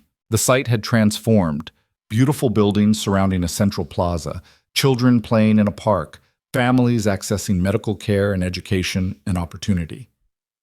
The anonymous donor's vision made real. "This is us," Marco said as they walked through the plaza. "What we've built together, not just the buildings, but the life, the legacy. The proof that complicated people making difficult choices can create genuine good in the world." "No regrets?" Evelyn asked, echoing his question from their wedding night. "Only that we didn't have more time," Marco said. "That we can't build 1,000 more projects, help 1,000,000 more people, create legacy that spans continents instead of just one city.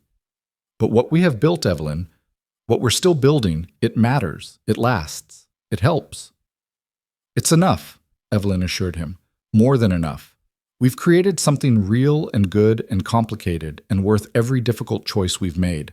We've proved that partnership and love can exist in gray areas, that empire and legacy aren't contradictory, that two people choosing each other every day can build something that outlasts them both." They stood in the center of the plaza they'd created together, surrounded by the tangible evidence of their choices, and watched as children played and families gathered and life flourished in spaces that wouldn't exist without them. It wasn't simple. It wasn't entirely legal. It wasn't a fairy tale ending where everything resolved cleanly, but it was real. It was honest. It was theirs. And in the end, that was all they'd ever wanted: to be seen completely, to choose each other freely, to build something that mattered despite operating in the spaces between conventional right and wrong, to prove that love and legacy could coexist with empire and pragmatism, to create a partnership based on truth rather than illusion, on choice rather than necessity, on the brave decision to exist fully in gray areas while building something that served the light. Marco DeLuca and Evelyn Moore had found each other across a ballroom, built a life in warehouses and apartments and construction sites, and created legacy that would outlast their names. They'd chosen the complicated path, the difficult truth, the honest partnership over comfortable fiction, and they'd never once regretted it. Because in the end, being seen, really, truly seen and chosen anyway, was worth every risk, every compromise, every moment of fear or uncertainty. Being partners who built something real together was worth operating in gray areas. Being loved for all of who they were, contradictions and all, was worth the cost of honesty. They'd walked into the gray areas together. And there, in the spaces between black and white, legal and illegal, safe and dangerous, they'd built something extraordinary, something that lasted, something real, together.